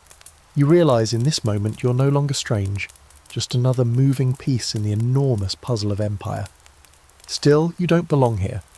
You're summoned by a court secretary. Not the Khan, not a prince. Just a man who controls which messages get read and which don't. He tells you there's unrest in the south, resistance bubbling up near the old Song Heartlands. He hands you a sealed scroll. You will deliver this to the governor of Hangzhou, he says. Do not read it. You almost laugh. Of course you'll read it, but only when you're far, far away. As you prepare to leave Dadu, you look back at the palace, at the city that never stops moving, whispering, translating, calculating. You feel something pull in your chest. Not fear, not awe. Just the deep, quiet certainty that this is what power looks like when it stops needing swords. And yet you also feel the cracks, not big ones, not yet, but hairline fractures in the marble. A court stretched thin between worlds, an emperor trying to ride 2 horses at once, a message sealed in red wax, and you heading south with a letter you're not allowed to read. Historical fact: Kublai Khan established Dadu, modern-day Beijing, as the capital of the Yuan dynasty, and implemented a hybrid administration blending Mongol and Chinese practices. Quirky fact: at Kublai's court, debates between Taoists, Buddhists, Muslims and Christians were sometimes held for entertainment, and imperial policy decisions. Debate. Some scholars argue Kublai's embrace of Chinese culture weakened Mongol cohesion. Others believe it was essential to maintaining long-term control over the region. You're southbound now, carrying a sealed letter, and the heavy stink of imperial secrets. The road to Hangzhou is nothing like the roads you've ridden before. Gone are the arid stretches of steppe, the wind-scoured dunes, the endless fields of trampled grass. Here, everything is water, green and haunted by memory. You pass rice paddies that shimmer under morning mist, tea fields curved like brushstrokes on distant hillsides, and canals lined with mulberry trees. It's peaceful, almost sacred, and somehow makes you feel even more like an intruder. Hangzhou, once the jewel of the Song dynasty, lies ahead like a forgotten crown. Before the Mongols took it, it was a place of poets and painters, a city so lovely even its bridges had names like Broken Heart and Breeze Lingers. Now it's still beautiful, but tense. The old aristocracy has been folded into the Yuan administration like reluctant spices in a stew. The buildings still stand, the temples still ring bells, but you feel it in the way people walk. Too fast, eyes down, heads bowed a little too low. You arrive under grey suburbs. A rain has just passed, and the city smells like stone and wet plum blossoms. Your horse's hooves clack against damp stone as you ride through the outer gate. Scroll tucked deep in your robe, bone charm bouncing lightly at your hip like a nervous heartbeat. You flash your pleaser at the guards and they wave you through. Not warmly, just obediently. You're shown to the governor's estate, a sprawling compound of wooden pavilions and whispering ponds. It's elegant in a way that screams pre-Mongol wealth. Someone's trying to prove something, maybe that they're still important, even if they've been conquered. A steward leads you inside, murmuring about tea and rest. You wave him off. The letter's burning a hole in your ribs. The governor greets you in a study lined with calligraphy and jade carvings. He's young, too young, and sharp in the way snakes are sharp. His robe is Yuan silk, but his eyes are Song fire. He takes the scroll from you with both hands, bows slightly and says nothing. You step back. He slices the wax seal with a fingernail, reads, and then smiles. You don't like that smile, it's too smooth, too prepared. Would you like to know what it says? He asks. You pause, then nod slowly. He leans in slightly, voice low like he's offering a riddle or a curse. It says the rebellion is bigger than expected, that I'm to increase surveillance, that I may use discretion. You ask what discretion means. He shrugs, fear mostly, and then he pours you tea. That night you're invited to a banquet in your honour, not because you're important, but because you're a witness. A foreign thread in the tapestry. They want you to see this version of order. They want you to remember it. The banquet is quiet, deliberate. Not like Mongol feasts with roasted meat and shouting and fermented milk. Here, every dish is symbolic. Pickled lotus root for purity, steamed fish for prosperity, and dumplings shaped like moons. You sit beside a local historian who used to teach poetry at the Song Court. He's been retired, which is a euphemism for silenced but not killed. He asks if you've read Li. You say no. He sighs and quotes, "We sit together, the mountain and I, until only the mountain remains." You don't know what to say to that. Later, as the moon rises, a performance begins. Dancers glide across a stone stage, faces painted white, sleeves fluttering like smoke. It's haunting. Even the governor watches in still silence. You realise this city has made a deal with survival. They've chosen grace over defiance, submission as a kind of art form, but you can feel it under the surface. The anger, the grief, buried, but not dead. The next morning you ride out with a detachment of troops under the governor's command. They're hunting rebels, though no one says who these rebels are or what they want. You trail behind them into the hills, into bamboo forests so thick they hum in the wind. Villages here look untouched by time, but the people are wary. They watch from doorways. Children don't smile. Your unit finds a camp, maybe rebels, maybe bandits, maybe just terrified locals trying to avoid taxes. Either way, it ends badly. The soldiers burn everything. A woman screams until her voice breaks. You don't watch, you just ride on, because that's what everyone else is doing. Back in the city, the governor thanks you for your cooperation and gives you a scroll. It's blank. A message without a message. You know what it means. Don't tell anyone what you saw, or if you do, choose your words carefully. You linger in Hangzhou for 2 more days. You sit by West Lake watching the fog drift across the water like a veil. The same lake the Song emperors once gazed in. The same water that mirrored poetry and rebellion and quiet resistance. A local monk gives you a stone, small, round, warm from his hand. For the return journey, he says. You don't ask what it means. You just slip it into your belt next to the charm, next to the compass, next to the weight of every silence you've survived. As you ride north again, you pass temples where incense curls around broken roof tiles. You see children flying kites shaped like dragons. You hear someone singing a Song-era lullaby and realise you know the tune, though you've never heard it before. You realise Hangzhou isn't conquered. It's waiting. Not to rise, not to fight, but to outlast. That's a rebellion too. And for once you don't feel like a time traveller, you just feel like a witness. Historical fact. After the Mongols conquered Hangzhou, they absorbed much of the city's infrastructure and maintained many aspects of its culture under the Yuan dynasty. Quirky fact, Hangzhou's famous West Lake was once considered so beautiful it inspired entire poetry schools and philosophical debates about landscape and serenity. Debate. Some historians argue the Yuan's integration of southern Chinese cities like Hangzhou preserved culture under occupation. Others view it as a sophisticated form of control cloaked in aesthetics. You're back in the north now, retracing the spine of the empire, your satchel lighter but your mind heavier. You've seen too much, lived too long in borrowed boots, and now, after battles, plagues, court banquets and burning villages, you find yourself returning to a place that somehow still stands, Karakoram. The capital feels quieter than when you left it. Not deserted, no. There are still traders unloading goods, still scribes hunched over scrolls, still girls rising and falling like tents breathing in the wind, but something's changed. It's in the pace, slower, more cautious. Like even the Empire itself knows its time is running thin. You're given no instructions this time, no scroll, no stamp, no smirking official with a silk hat pointing you toward another terrible decision. Instead, you find a place near the edge of camp, a low wooden structure that smells of dry ink and horse sweat, and sit. That's it. You sit, you think, you breathe. You let the Empire settle in your bones. People come and go, you barely speak. Mongol merchants walk past, shouting over wool bales. A Uyghur priest offers you a prayer you don't understand, but nod along to anyway. An old tax collector you recognise from your first year here gives you a look of mutual exhaustion. You both raise your cups and drink to nothing. A scholar approaches.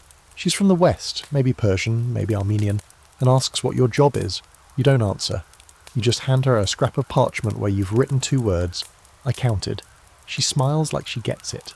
You start hearing rumours, whispers of fracture. Kublai is getting older. His health is failing. The princes are circling like hawks above a battlefield. The old unity, the iron chain Genghis Khan forged from one side of the world to the other, is starting to rattle. Not break, not yet, but the links are loosening. One night, sitting alone outside your tent, you take out your little bone charm. 2 horses, 1 tree. You've carried it since the beginning, since you first woke up choking on dust in the middle of the Gobi. You still don't know what it means, but now, somehow it makes sense. 2 horses, maybe the life you had and the one you've stolen, or maybe the Empire itself, fast, tireless, doomed to ride forever. And the tree, that's the part that stays, the part rooted in one place while everything else moves. You begin writing. Not letters, not reports, just memories. Scrawled on leftover scraps, on goat-hide pages, on thin Chinese silk when you can get it. You write about the soldier in the west who told jokes as the sky burned red, about the astronomer who gave you a compass but no directions, about the woman in Hangzhou burying her children and still daring to sing. You write about the Empire, not as an idea, but as 1,000 moments stacked like bricks, stained with sweat and oil and blood. And one day you realise you were never supposed to survive this. From the very beginning, when you fell into this world with your soft skin and uncalloused hands, everything here was built to destroy you. The weather, the wars, the food, the politics, the silence. You weren't meant to last a week, much less years. But you did. Not because you were brave, not because you were smart, but because you watched. Because you learned to ride with your mouth shut and your eyes wide open. Because you became, in your own strange way, Mongol. Not by blood, not by name, but by endurance. You hear news from the far edges. In Persia, Mongol governors have gone rogue. In Russia, Batu's descendants squabble over tribute. In China, the Song loyalists are stirring again. And in Europe, the people speak of the Mongols like a myth that passed in the night, a storm that hit hard and then vanished before they could even draw it properly on their maps. You meet a traveller who says the Polos are returning west, taking with them stories that no one will believe, giant palaces, paper money, men who shoot from horseback while hanging upside down. They'll tell these tales, and the courts in Venice and Genoa will scoff, sipping wine and talking about barbarians. You laugh when you hear that, because if they only knew... Your bones ache more now. You're not old, but you've aged unevenly. Some parts of you still run like a courier through the hills.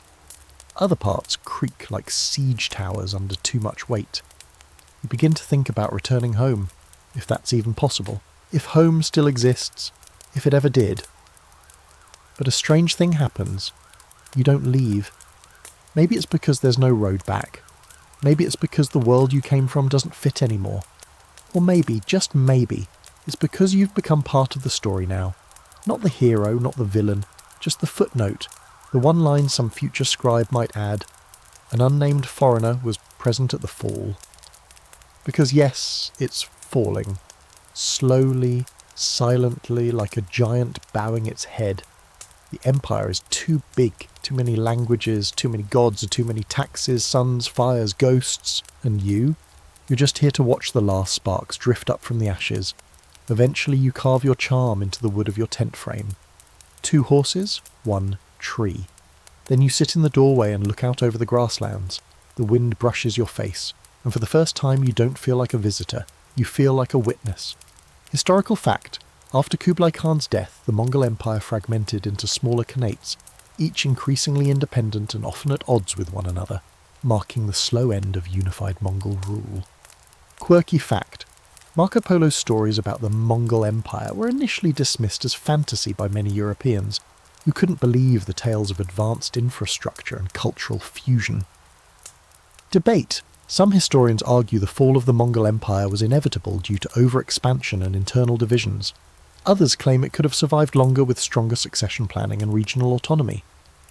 So here you are, back where we began, not in the dust of the Gobi or the silk-slick streets of Hangzhou, but right here, wherever you happen to be, in your bed maybe, or curled up on a couch with your phone clutched like a lifeline. You've made it. Through 25 chapters of chaos, conquest, tea, fire, bureaucracy and plague, you survived a journey through the Mongol Empire. Barely. You learned to ride, to duck, to bow at the right angle and to eat the wrong things without making a scene. You learned that arrows fly straighter than rumours, that empires breathe through taxes and fear, and that sometimes peace is just another kind of war, just dressed better. Maybe you thought, at the start of all this, that it would be about Genghis Khan's conquest or Kublai's Golden Court. And sure, you saw that.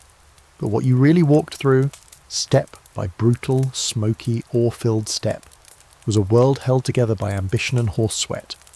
You lived inside the gears of a machine too big to care about you, yet somehow small enough to be cracked by whispers, chants, or one bad bowl of fermented mare's milk. And you, somehow, became a thread in that tapestry. You saw what an empire looks like when it rides with fire in its saddle. You saw it rise, breathe, break. You saw the merchants, the peasants, the forgotten. The ones history never quotes but always counts. You were one of them. And you mattered, not as a hero but as a witness, a soul with muddy boots and a charm that never left your belt. Now, you can let it go, the horses have stopped, the campfires are dying down, the scrolls are rolled unreadable, resting in the corners of time. Take a deep breath, let it out slow, that strange hum you feel behind your eyes, that's what it means to carry a story this big inside you. Rest now.